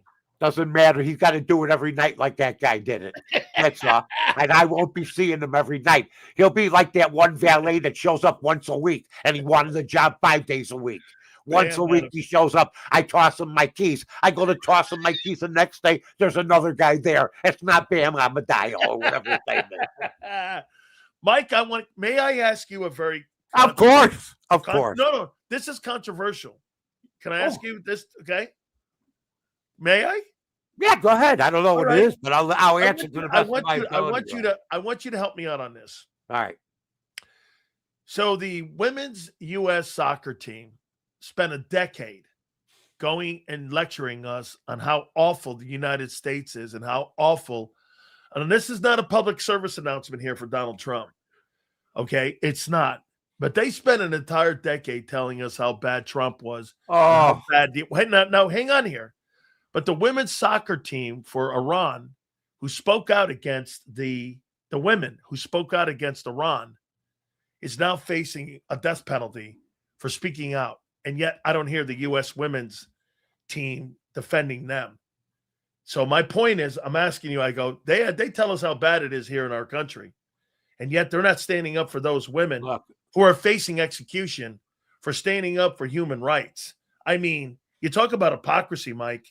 You talk about people that don't want to stand for what's right and wrong.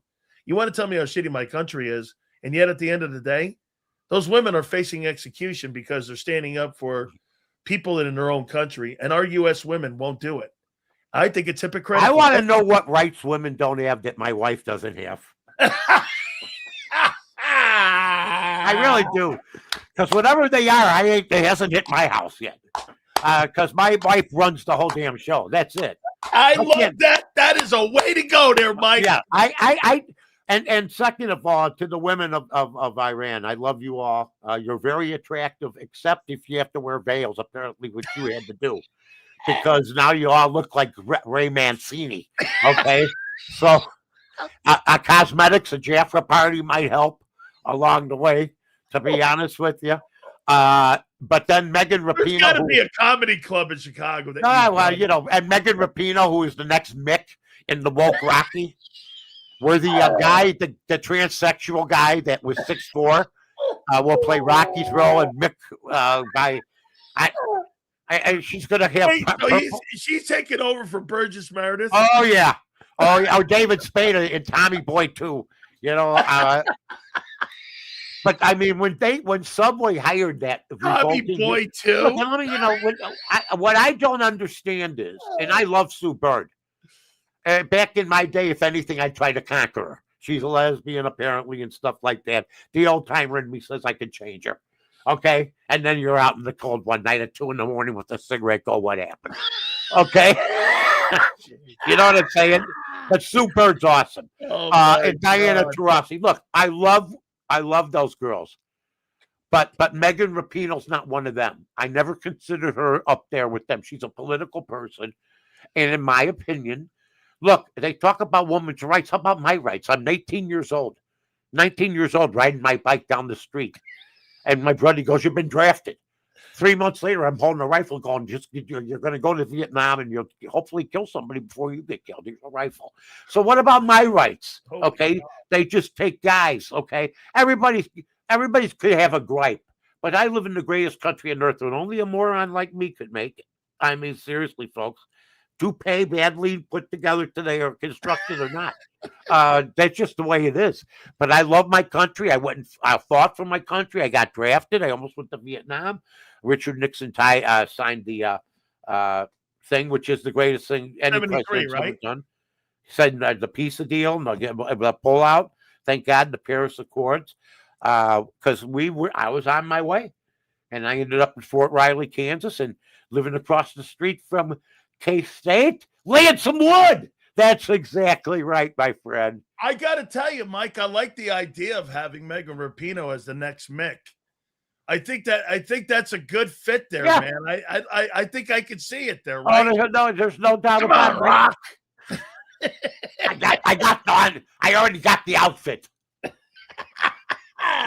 Right. Hey, okay, Mike, do you believe... Where do you rank her? I mean, the greatest female athlete. I saw this the other day. Somebody ranked the top 100 athletes of all time, and they had Serena, I need Ozempic Williams, number 7, and Babe Saharius, 100th. If you're going to put first, no woman should be that high. No woman athlete should be that high. Why? Because, like she says, John McEnroe would beat her without scoring a point. Andy Murray, she said, would beat her 6-0, 6-0. So I don't want to hear that crap. I'm sorry, just the way it is. That's all right. And it's okay. No, I mean, look. She's up there. She's up there. But Babe, forget about that. The greatest female athlete, look her up. Babe Didrikson Zaharias. Yeah. Read about her before you do your stupid rankings. Rank 7th against 100th. Olympic medals and also too. She won the whole thing, the whole track and field meet, the decathlon. She was the only person. She was the whole team. Hey, and get this, and then she decided to pick up golf, and she won the U.S. Open. Absolutely. right? I don't want to hear this Serena Williams. Get the shit out of here with that. All right, Mike, a couple here on the NCAA tournament. I love it. Let's talk. Miami of Ohio went down. They're now 31-1. Would you put that team into the NCAA? Why would we even be discussing this? You go 31-0 in regular season play. I don't want to hear what league you're in. Who picked them to go 31-0? Who picked Miami of Ohio? Bruce Pearl says they don't belong in. Bruce Pearl found out yesterday his own team didn't belong in. He's a serial cheater. He quit on his team, and he gave the team to his kid. Nobody cared about his kid, and this team's out of it. And to even think that Miami of Ohio may get in late, it's too bad.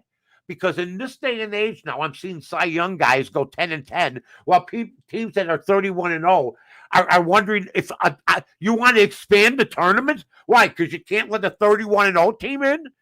I think the teams that lost out last night, okay, was not only Auburn, but a couple of the other teams like SMU and them. Miami of Ohio's automatically in. You win the regular season. I don't care what schedule you have. You're playing big-time college basketball where nil isn't a factor, and you end up winning every game. And I don't care. There's teams losing. I mean, Kansas has 9 losses, for God's sake. You know, Mike, you bring up a point of what made the NCAA tournament great was that you don't have the Jim Valvano story unless you have teams that were like, you want everybody perfect.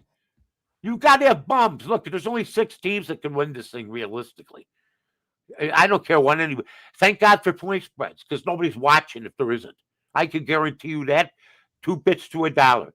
I'm not watching every game. You think I'm watching these stupid you think I got money on Michigan State tonight because I just want to watch the game? No, I got the Michigan State -5 against UCLA.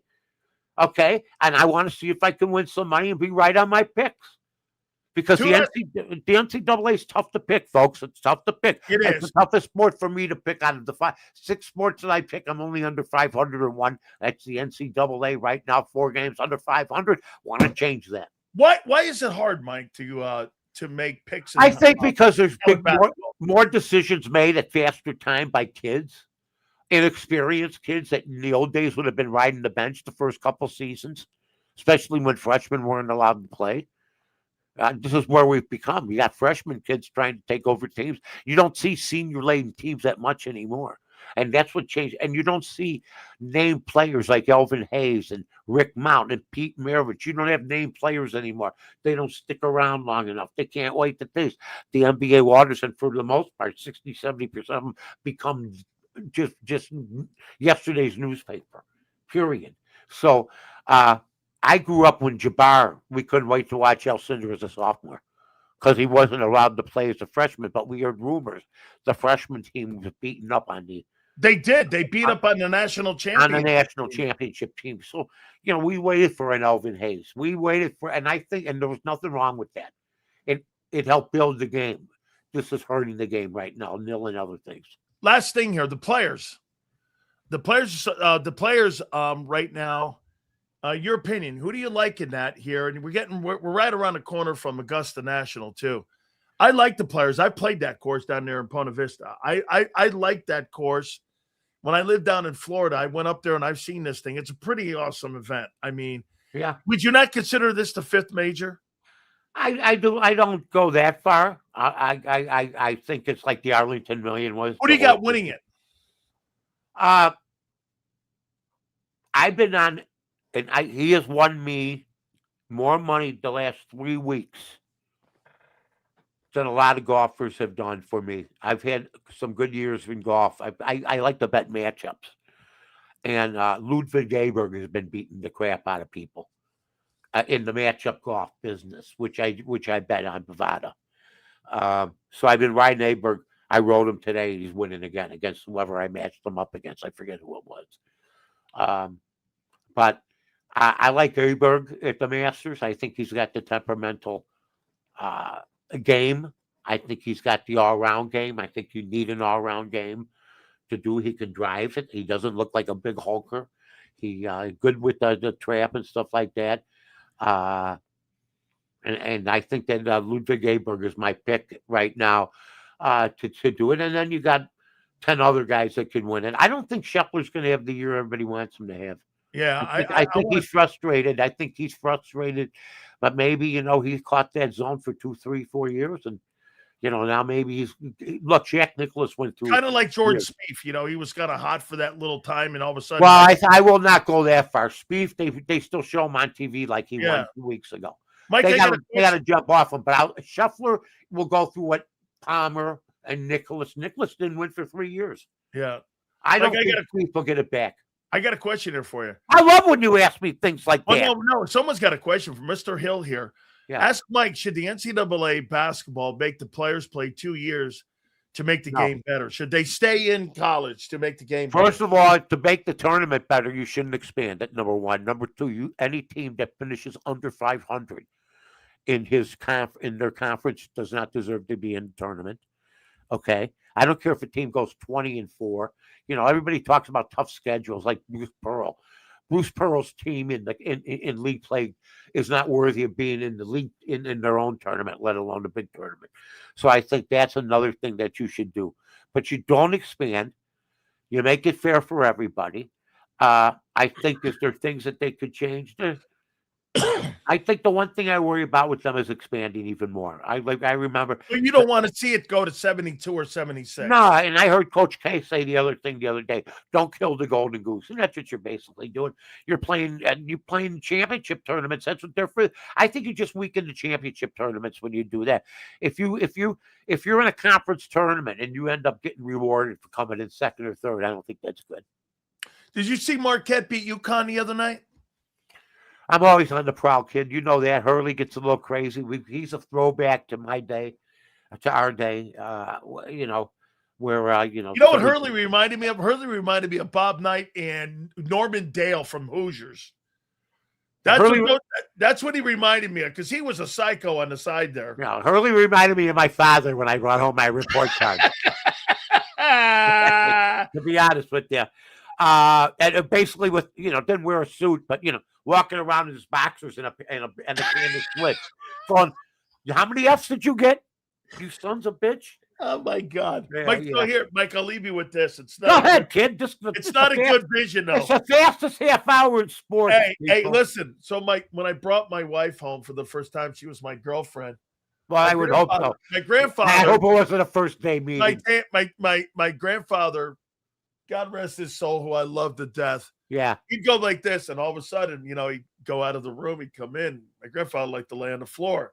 And of course, he took his pants off, and he'd be in his big boxers laying on the floor. And my wife my girlfriend looked over at me, and she goes, and I go, yeah, my grandfather likes to get comfortable on the floor. He had a cigar on the floor. He had a blanket on the floor. My old man met my wife in his boxer shorts. He goes, you don't mind, do you? How's that?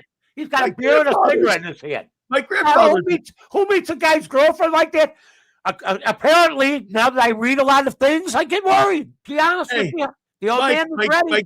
My grandfather's on the floor smoking a cigar in his boxers. Oh, sure he is. Living life. Better than being in the Bahamas. Yeah, big time. I will see you next week. You have yourself a great day. All right, pal. Have yourself a great day, huh? Thank you so much, All Mike. right, guys. Take care. Bye. Week. That is the great Mike North. My aunt is probably dying right now laughing, because the first time I brought my girlfriend, now my wife, home, and my grandfather went in the next room. And my Kim goes like this, "What's going on?" I said, "I hope I don't think what's coming on." My grandmother's sitting in her chair. Sure enough, my grandfather comes out in his boxers. My girlfriend looks at me, and she's like, I said, So my grandfather gets on the floor and starts, my grandmother puts a blanket down. He's got his ashtray, and he's got a cigar in his mouth. He's smoking a cigar. We're watching TV. Kim's looking over at me like this, and I go, "Hey, man." Yeah, my grandpa would take his pants off and lay on the floor there. Kim got the grade A view of that. Yeah. Oh my God, man. Oh, was that funny? Holy cow. Megan Rapinoe's going to take over for Mick. How you doing? Oh my God. Yeah, no. Hey, let's see here now. So what's going on with Dallas Goedert? Any news? What is going on with Dallas Goedert?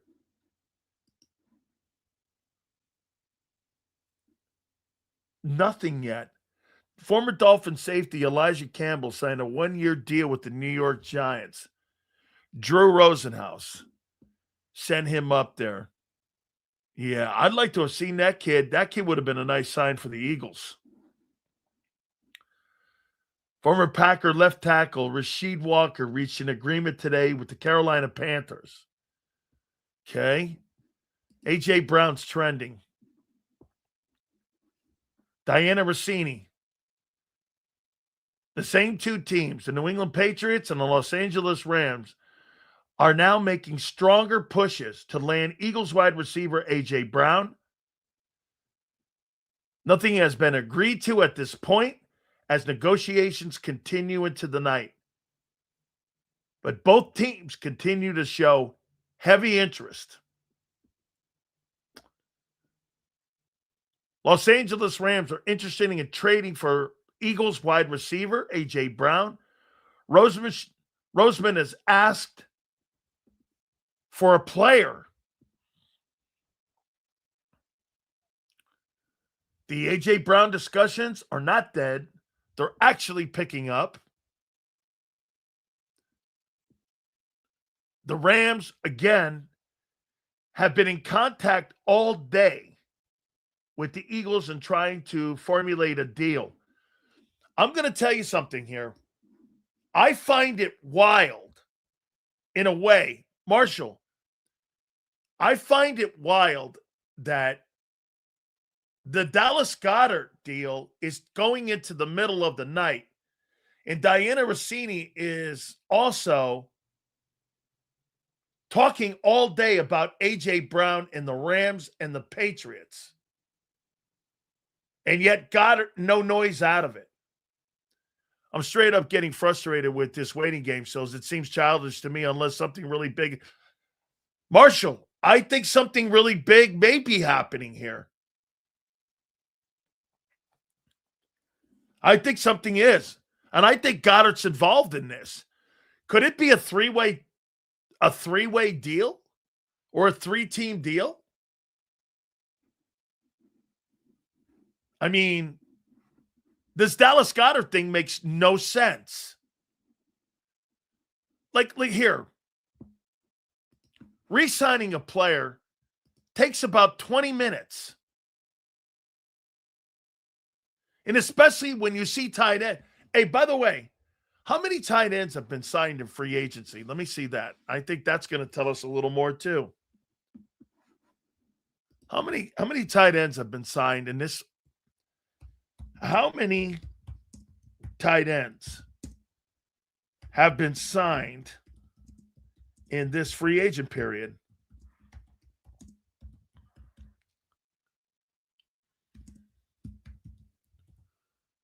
I'm typing in NFLPA.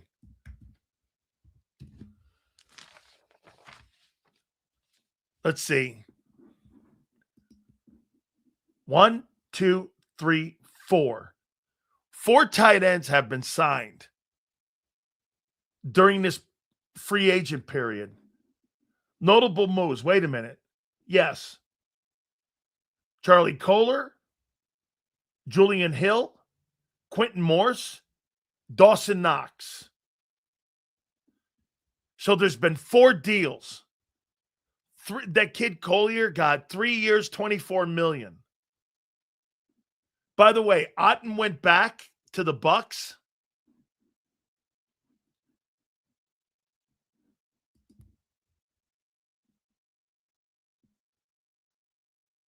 Otten went back. He went back for $10 million.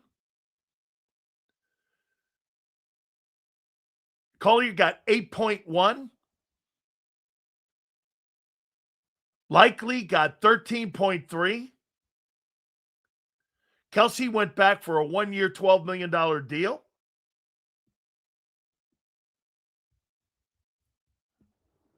Get this. And on, what is this? On Spotrac, they don't even have Dallas Goedert's name on here. because Dallas Goedert is still a member of the Philadelphia Eagles. They don't have him here as a free agent. Spotrac doesn't have Dallas Goedert right now. Can you break now and then go into yes, Z. Yes. We can do that. Absolutely. We come back. We're going to talk about more about this A.J. Brown and also Dallas Goedert. I think something's going on. All right? So do me a favor, guys. Our great friends at Morgan & Morgan, the number one injury law firm in all of America for a reason. Because they win. There is no question about it. They are the number one injury law firm for a reason. They win. Family in Pennsylvania initially got $650,000. They ended up getting $26 million in a settlement. The family down in Florida got $350K offered to them. They ended up getting nearly $12 million. This will be the easiest decision you ever make in your life. I promise you. Go to forthepeople.com/Big Sills or Pound Law 529. That's forthepeople.com/Big Sills or Pound Law 529. And do me a favor. You tell them Big Sill sent you. There's a reason Detective Johnson is the gossip king. Oh, did you hear?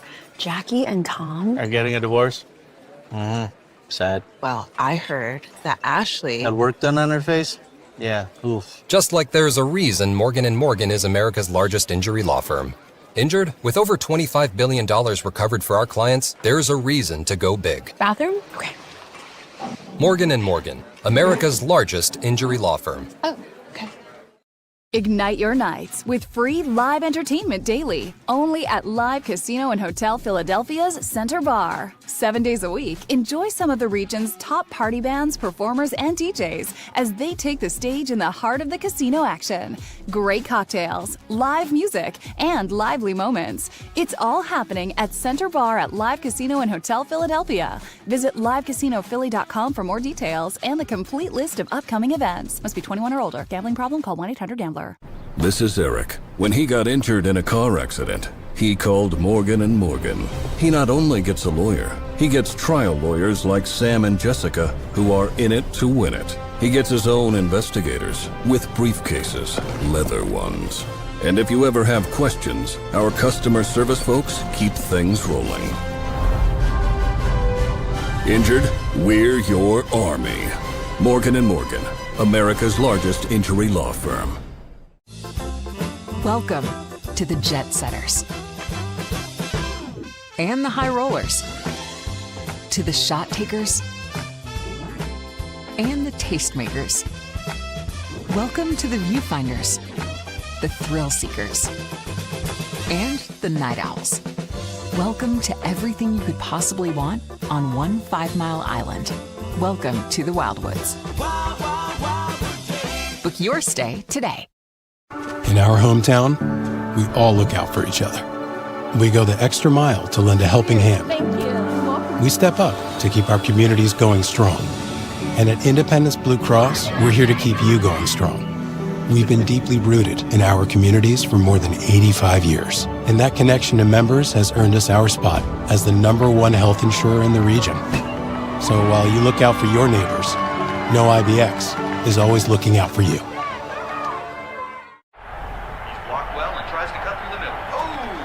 Your gut says Miami is going to win and you should take the over.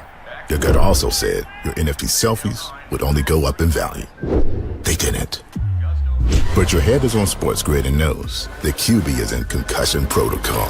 The backup has a 45 QBR against the zone coverage.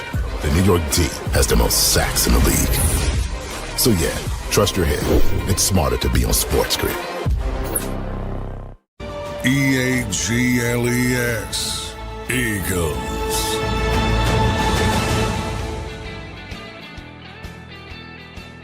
So the Jordan Davis money's in. 26, 5 million. 27, 8.552. 28, 13.9. Now this is without the bonus.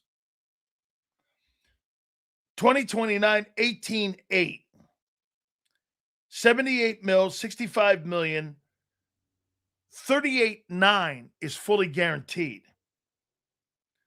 They have exit clauses in the contract, too. It's a really good deal, man. Hey, 2 years from now, this is going to look like an easy deal for Jordan Davis. It's a lot of money. And by the way, like I said, it's a lot of money for a guy that they're still paying on potential. Because Davis has not shown he can play 3 downs. I think he's gotten better. Okay? I do think he's gotten better. And last year was, I thought, a pretty decent year on 3rd down. And his effectiveness is helping the Eagles be and win 1st and 2nd down. Yes. Really? Thank you. Anytime you start talking about a guy's contract and you mention truths, people get upset. It's all good. I do like the exit clauses too. I agree, but Dallas usually drafts good players in the 1st. It's the 2nd they suck. That's where Jimmy Johnson was spectacular. 2, 3, 4, 5, and 6, 7, 8, 9, 10, 11, 12 back in the day. That's where Jimmy was great. The Cowboys aren't that great in later rounds. The Cowboys are in the premium rounds. 1, 2, 3, if that. Howie's been great in like later rounds. Here, you could make this. I'll show you something here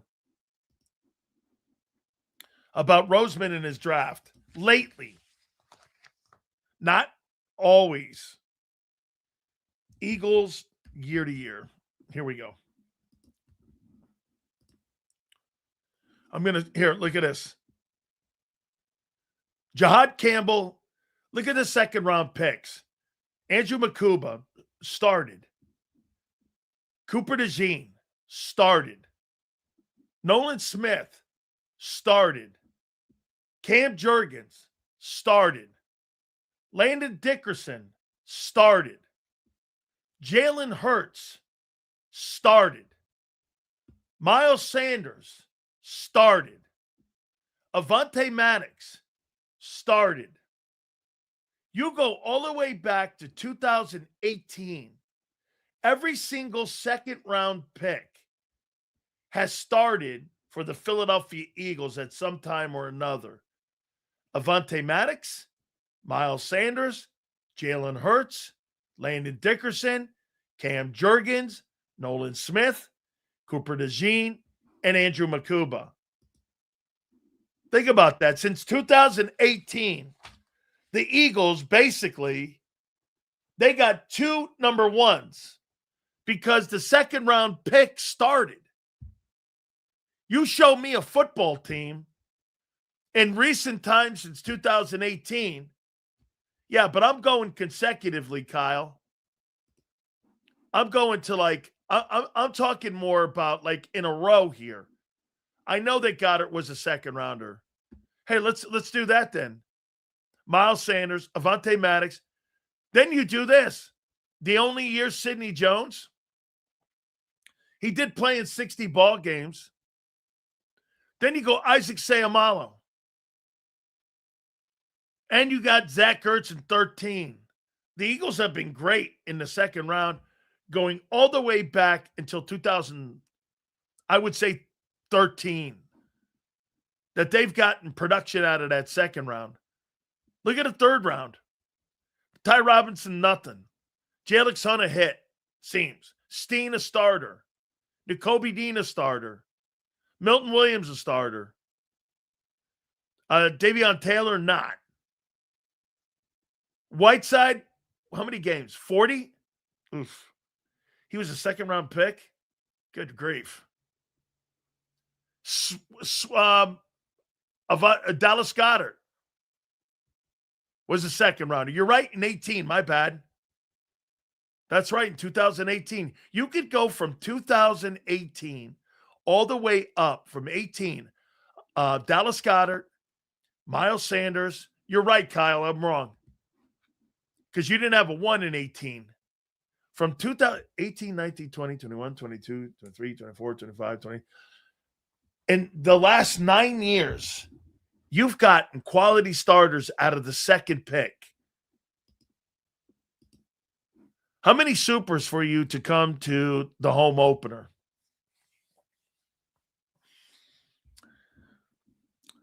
I don't know what that means. We're working on it.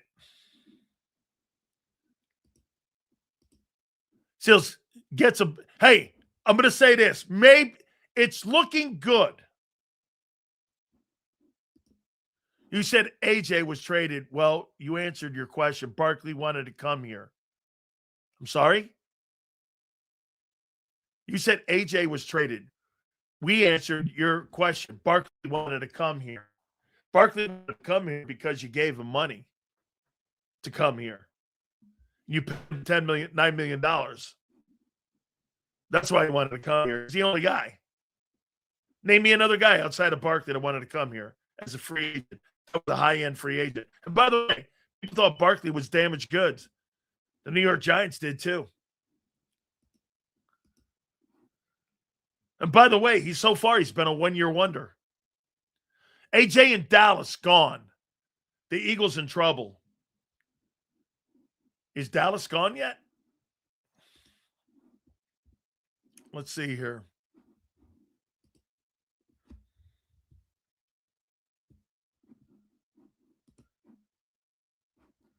What's up with this Goddard deal?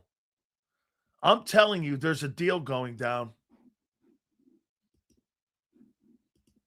You're not getting verse.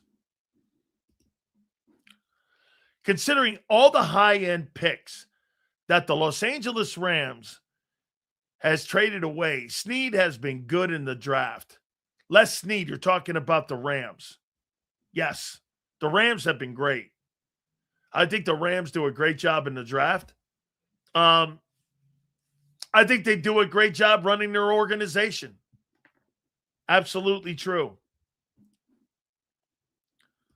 I'm with you, man. Something's cooking. I can feel it too.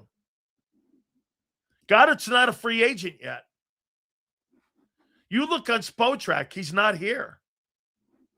2026 free agent tight ends. His name's not on this list.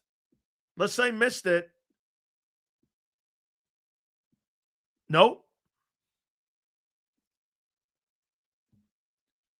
He's not.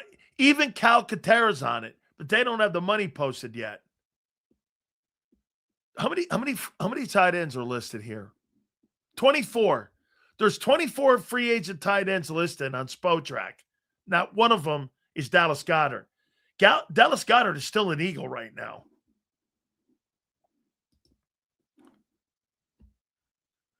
Would you put Tariq Woolen at safety next year? No, I'd play him at the corner. I might put Cooper DeJean at safety. He's not a free agent. They pushed the date till today, dude. That's not true. He's not technically a free agent. Seals, they got till midnight. I know. I thought they had until 4 p.m. But obviously that's the number. You're right. Okay? Because, again, he's not listed as a free agent right now. Okay? I don't know why this is so hard to get the deal done. You got to pay the 20 if he leaves. Give him 15 over 2. This is why I think that they're trading him. And he's part of a deal. It's not that hard. You're right. Why did you need a full week to make a deal like that? I agree with you. Oh, okay. Okay, all good. Hey, listen. I'm saying this. How many people think that he's involved in a deal? What else makes sense? What, they're shopping him? Come on, man. Seals, if he don't do it this month, the draft. Yeah, but wait a minute, man. Oh, for AJ.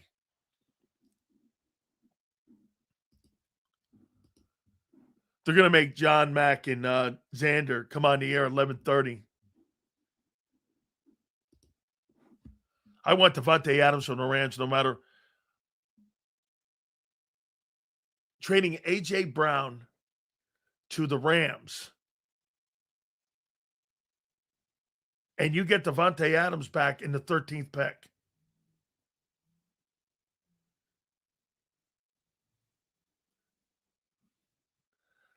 I never thought about it, Real. Hang on here, Real. You send AJ to the Rams. You get Devonta in the 13th pick. Doesn't he make how much money does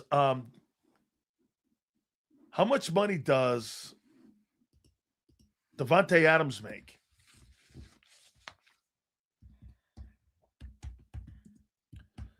And I don't think he's on a long-term deal where the Eagles can get out of it.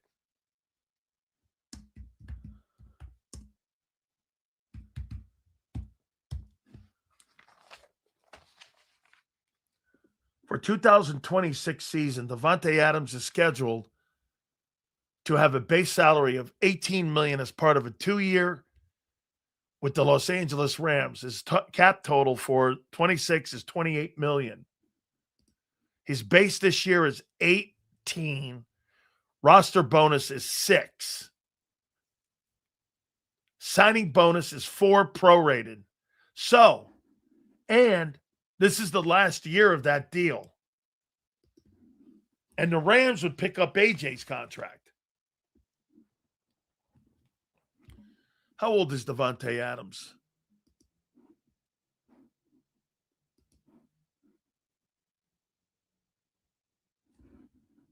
How old is he? He's 33. 1 year? 1 year. Does he have any more years left? No, he's a free agent in 27. And the Rams have a $4 million cap hit in 27, and he's a free agent. 26 is the final year. That kind of makes sense. You know what's funny? Potential out in 26, 1 year. You can get out from that and a dead cap hit and save money and save $12 million. Would they trade Devonta? And that would cover AJ until next year. Or that would cover the loss of AJ until next year. Why do you think the Eagles would give the Rams AJ in Dallas? If I'm the Eagles, I'm trading with the Rams. I want pick 13. I want Devonta Adams, and you're not getting all that. 13th pick, dude, and remember, the Rams have to pick up AJ's money. Sil's front office watching you at NovaCare and said, let's wait until 6:01 so we don't have to hear Sil say he was right until Monday. Mm-hmm.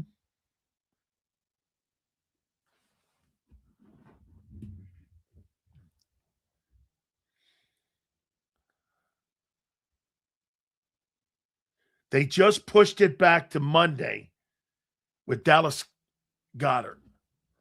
He's being traded. He's part of a deal. There's something cooking. Dallas Goedert. They just pushed it to Monday.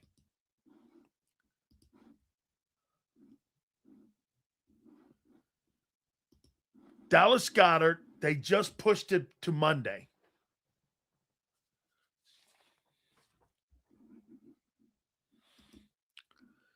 How are the Rams picking up AJ's money? I thought dead cap doesn't move. Not dead cap. I'm talking about his salary.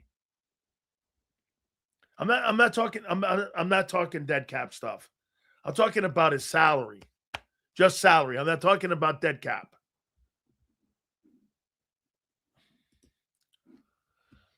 No, he doesn't have leverage. Dallas Goedert doesn't have leverage.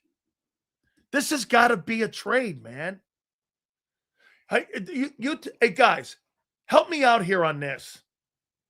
Have you ever seen a guy who's not really considered one of the top free agents have to kick his contract talks down? And you had you had 70 days to figure this out. You had 70 days to figure this out. Okay? Get this. ALJ, he's not signed. You can't trade him. He's trying to tell you you can't trade a player on your football team, okay, who's currently still under contract because they pushed the negotiations. Yes, you can. He's wrong. He's still a member of the Philadelphia Eagles right now because he's not a free agent. He's still under contract with the Eagles. They've pushed the negotiating date to Monday. This guy doesn't know what he's talking about. He never has. Push back again. This is some BS. What is it worth on the trading block? I'm talking packaging it up. That's what I'm not. No, him stand alone. Zander's like, Goddard's agent stinks. Not Zander, unless something is going on with a trade. So you're telling me, guy, you can't trade a player under contract. No, he is. Yes, he is. Folks, will you tell this guy? He's still under contract. He's not a free agent right now. Hey, guy, he's not a free agent.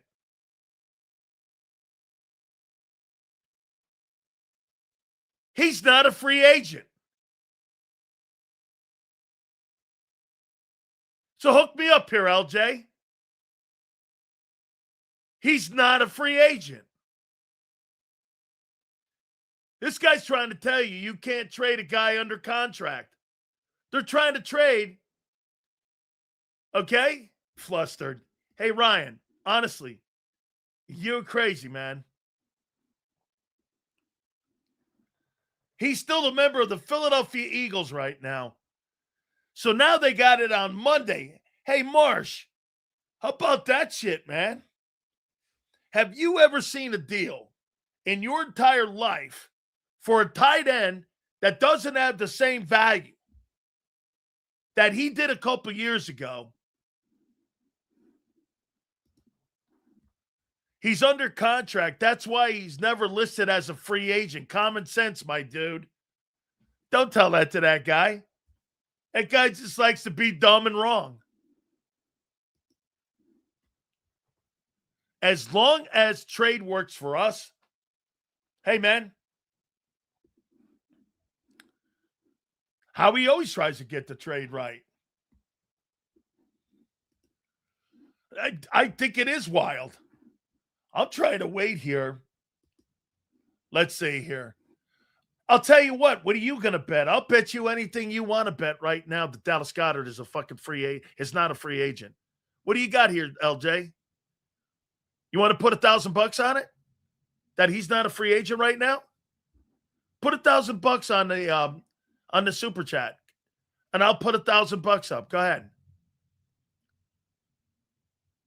I'll call your ass out. Put $1,000 up on a super chat.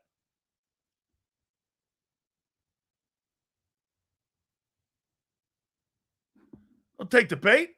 I'll take the grand. Oh, wait. Don't send it because of being Canadian money.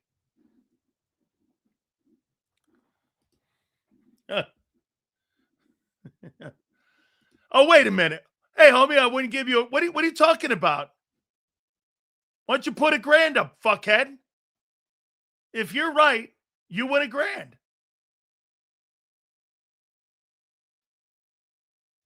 Go ahead. I'll put it up.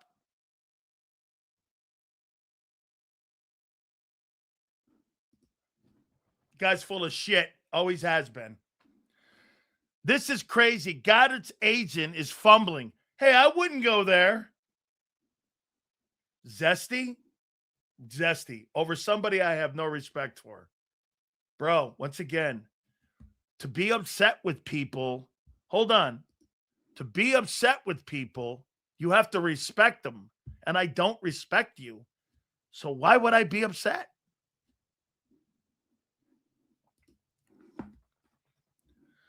I still think it's just them trying to get Carter's contract finished up. So wait a minute. Rasputin, How would Dallas Goedert's deal hold up Carter's deal?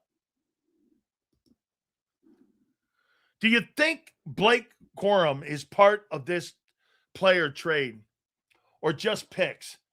Blake Corum, I have no interest in that, but I appreciate that. But yeah, no. Sills, it might be AJ and Goddard to the Rams. I think you're right. Okay? Shut the fuck up, dickhead. Everyone knows it's you, douchebag.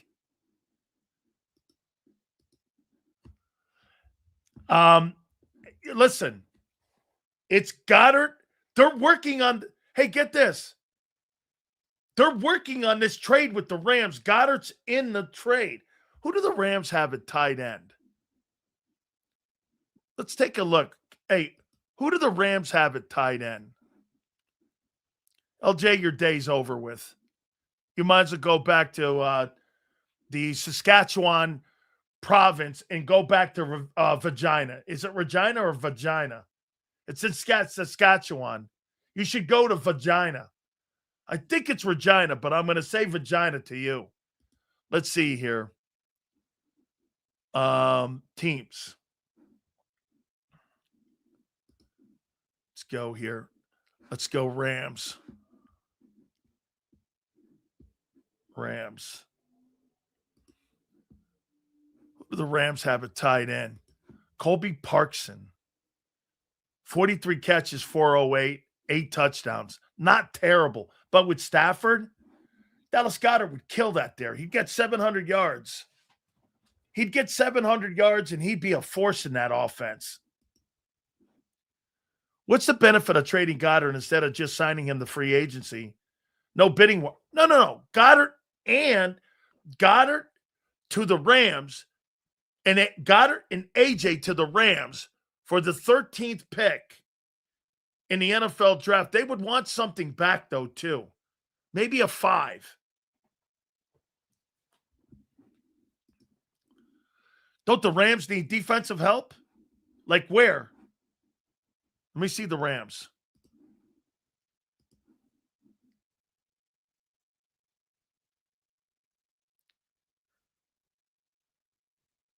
Rams need a linebacker.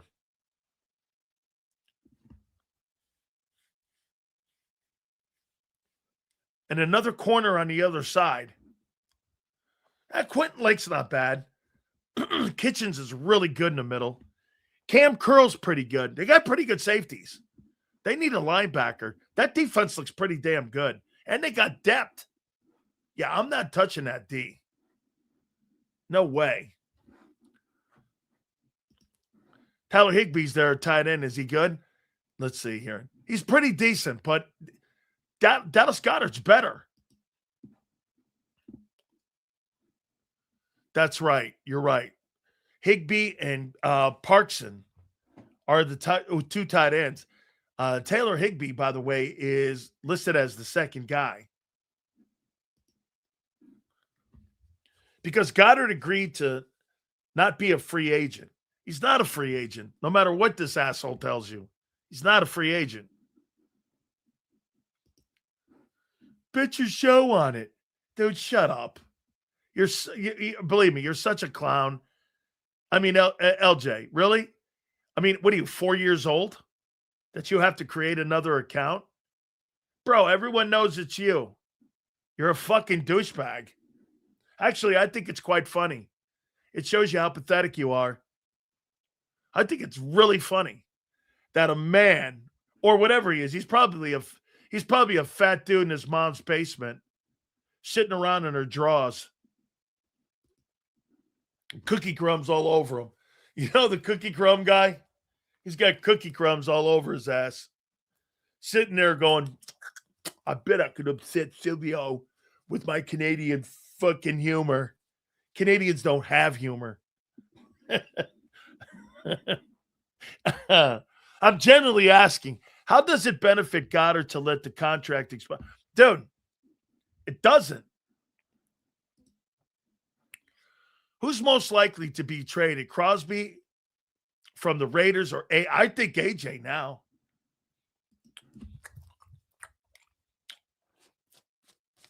Everyone knows this move.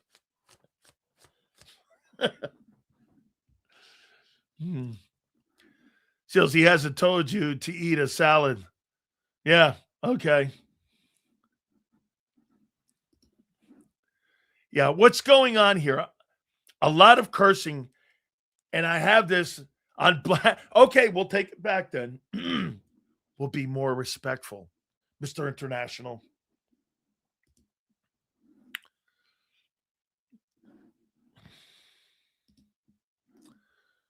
Read what whole thing? Hey, Sills, do you think the Eagles are interested in trading for Crosby? Not now.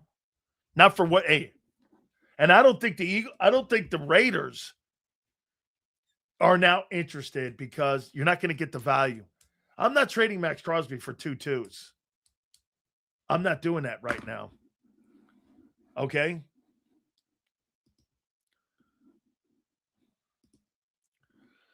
So he's like the jackass from the movie Happy Gilmore.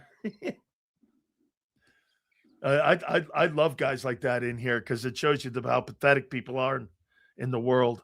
It's crazy great. A guy like LJ in here changing fucking like posts and shit so that he could be like a douche. I think it's fabulous. I welcome all of them in here. Friday the 13th for the 13th pick. What are the Eagles going to do at edge? Also, the Eagles offense still is going to be bottom 5 with Jalen Hurts throwing the ball on the outside only. Senor, I'm with you. That offense is not going to get better. I don't care what they do.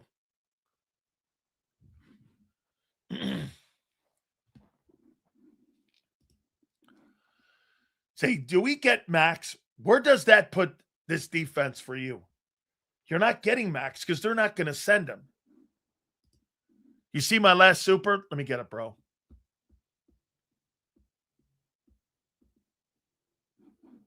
Thanks for reminding me, dude. In order for these pushbacks to keep happening, Goddard and his agent has to agree, which means Goddard is not a free agent. AJ and Goddard are involved in a deal. You can book that. I completely 1,000% agree with you. Dallas Scott, by the way, don't blame Dallas. Zander's blaming Dallas Goddard's agent. The player has to agree to this. I mean, the player completely has to agree. Right? Marsh, right? He's got to agree to it.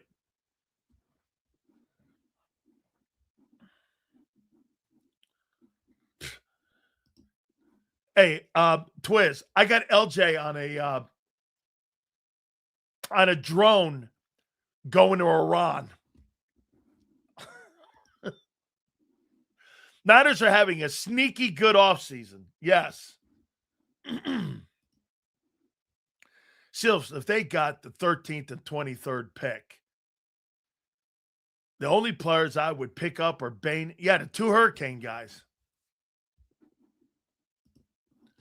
Howie's hearing the clock ticking on the health of the offensive line. Hey, can you imagine if you got Magala and you got the other guy in the draft too, the kid from Utah?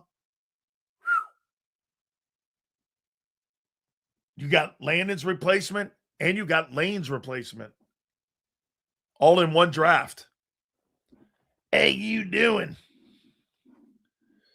How you doing? Goddard knows about Jalen's noodle arm. Is it Utah? I think it's Utah. What's the point of pulling up comments if you can't read the damn properly? Hey, Reg, then don't read, then don't put them up. This dude just hates the running quarterback. The guy went to 2 Super Bowls, and all he is negative comments. This is not 1980 anymore. Jerome would be disappointed. I don't give a shit what Jerome Brown would think. Jerome Brown and I had our own different ways of thinking, but we were best friends. I ain't disappointed. He ain't my father. He's my friend, dickhead. Friends don't sit and look up to other friends. You're friends. We were friends. What do you think it was, my dad? Is that how you do it? You got a friend of yours that you like idolize? Jerome was a great football player, but he was a man just like me, guy. I think he's okay. I think he's a situational pass rusher. I don't think any more than that. Okay. I don't. Let's see here.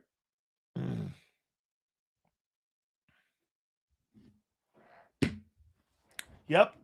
It's confirmed. They pushed that thing till Monday. Sills, what is your thoughts on C.J. Allen from Georgia? Dallas needs a true middle linebacker and haven't addressed it yet. Go over here. Let me see here. Let me go to Bledsoe. Hang on for a second. Let me go down to Bledsoe and go down to C.J. Allen. C.J. Allen. Here's Bledsoe.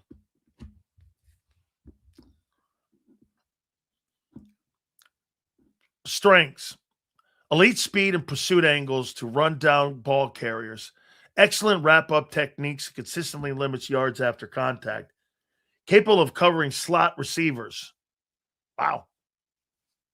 A linebacker that can cover in the slot, that means he can cover Puka Nacua. Now, here's a weakness. Occasionally overruns his target due to his high-intensity playing style. Needs to slow the game down a little bit. Relies on leverage and speed rather than size. He's compared to Roquan Smith. So, DFW, if you're being compared to Roquan Smith, that's pretty impressive. I thought this also. Got her to Minnesota for Grenard. That makes sense too. But because of Diana Rossini's report, there's got to be something in on this here. How he could be working two different here. Now think of this for a second. Folks, I just asked two agents. You know how long it takes to do a restructuring of a contract? It takes about 25 minutes. It doesn't take a week, an extended week, to work on a deal for a guy who's only going to get $6 million. Why else would it be a week? And you're pushing the date. You could let the guy go into free agency too. But there's something here because of the money that's owed on the cap if he leaves for free agency. There's still $13 million on it, which means that he's got value to the Eagles.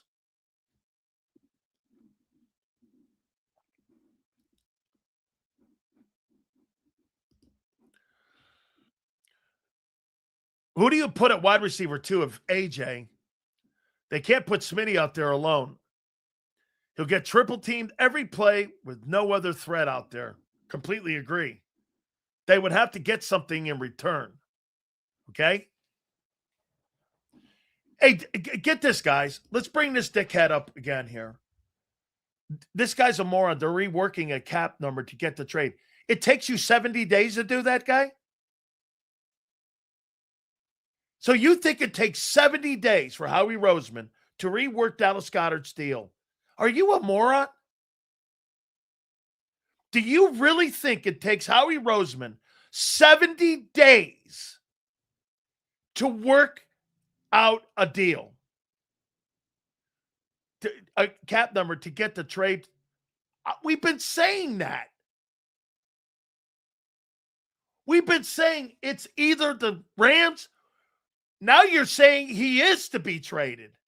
So wait, you think Dallas Goedert's number has something to do with Grenard being traded, lowering Goddard's cap number? They got money under the cap. How much money right now are the Eagles under the salary cap? Can somebody say, bro, you're a fucking moron. You have no idea what you're talking about. You think Dallas Goedert's number has something to do with a trade? Man, are you stupid? The Eagles are $30 million right now under the cap. But this guy's telling you, okay, thank you for. The Eagles are $30 million under the cap, but this asshole's trying to tell you that Dallas Goedert's money is the linchpin on the deal with Grenard. Okay. Okay. Why didn't they just re-sign Dallas Goedert then? Where are you going? Are you sitting there saying that you think that Dallas Goedert is holding up all these other spots? Wow. Watch Monday? What? So according to you, they're going to release Dallas Goedert then, right? How about this? You've never been right. So with your take then, they're going to release Dallas Goedert, right?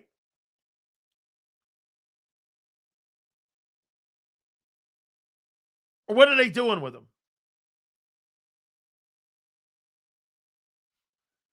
No. What are they doing with Dallas Goedert?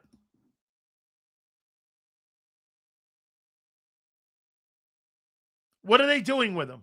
Are they releasing him, signing him, or trading him? According to what you think they're going to do Monday. Of course it doesn't make sense, Brian. This guy's an idiot. So what are they doing with Goedert then Monday? No, they're pulling the trigger on Grenard. Once that's done. So wait, they're going to extend it again?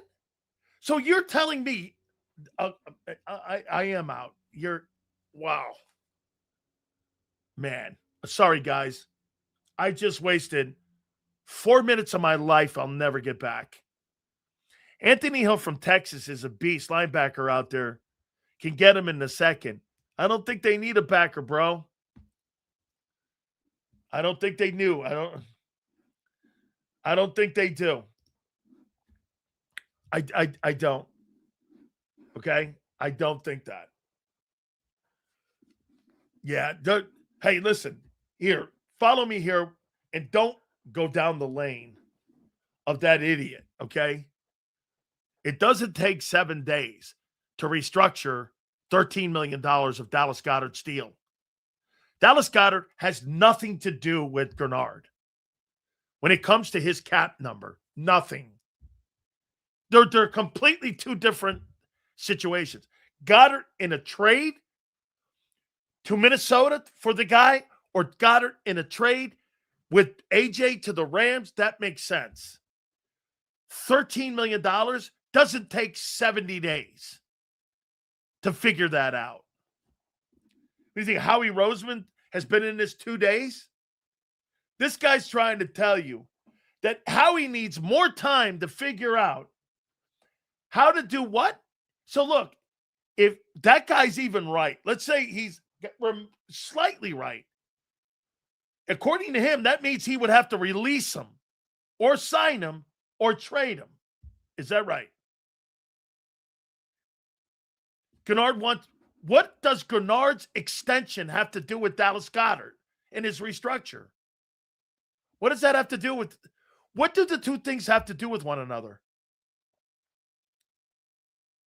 Now, LJ, are you sending Goedert to Minnesota?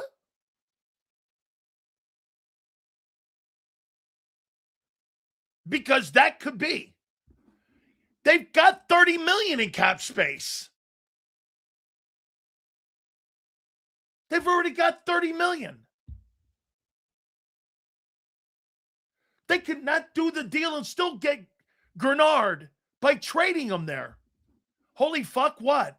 Bro, what are you doing with Dallas Goedert then? Are you signing him, cutting him, or trading him? If you're restructuring, what are you doing with the player?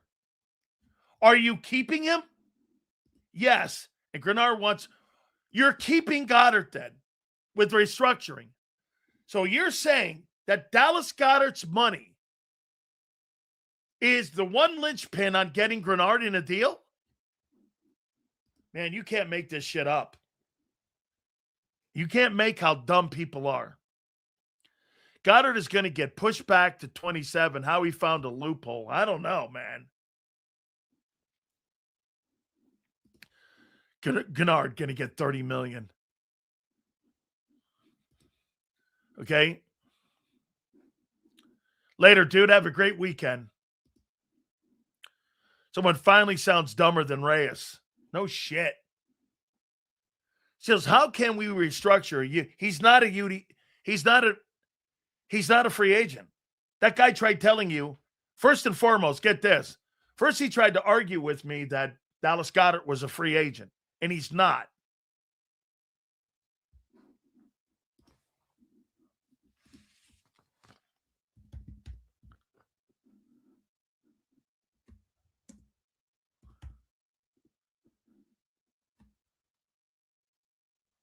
What did Diana Rossini just say?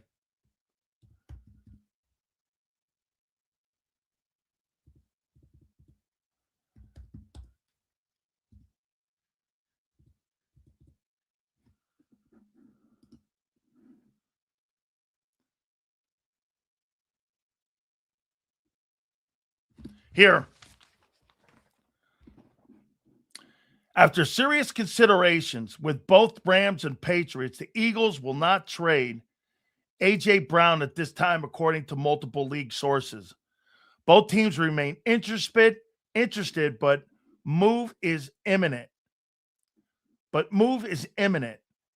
If a trade were to happen, it would likely heat up once again around June 1. They're going to trade him around June 1.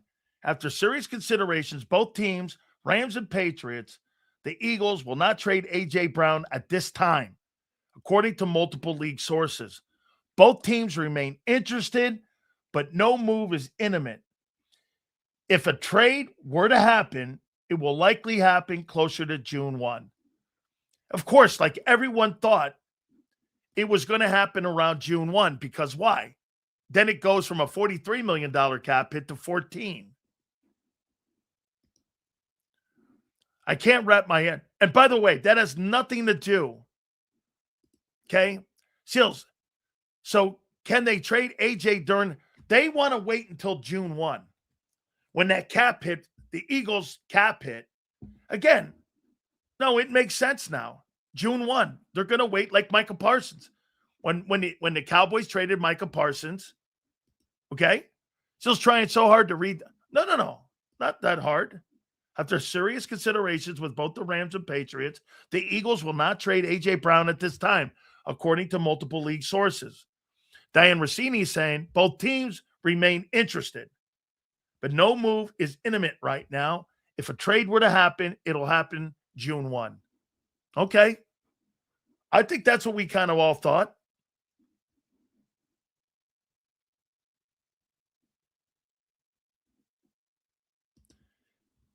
Here's Jeff McClain. Eagles and Dallas Goedert are kicking the can on the deadline for this 26 void year till Monday after previously pushing it back from Wednesday to Friday. NFL sources say this allows both sides to continue negotiating, which would prevent the Eagles from taking a $20.5 million haircut and a money hit for the tight end. There are also potential ramifications in relation to A.J. Brown's trade and the salary cap. Eagles would likely be unable to move Brown pre-June 1 if they also have Goddard's dead money hit, although that could change if the Eagles clear space. The Eagles are trying to clear space with A.J. Brown's money so that they can move A.J. Brown. How you doing? That's what's going to happen. I appreciate all of you. I can't wait till Monday. Thank you very much. Hit the like button on the way out. We will see you Monday going 2 to 6, and we'll see you on the flip side.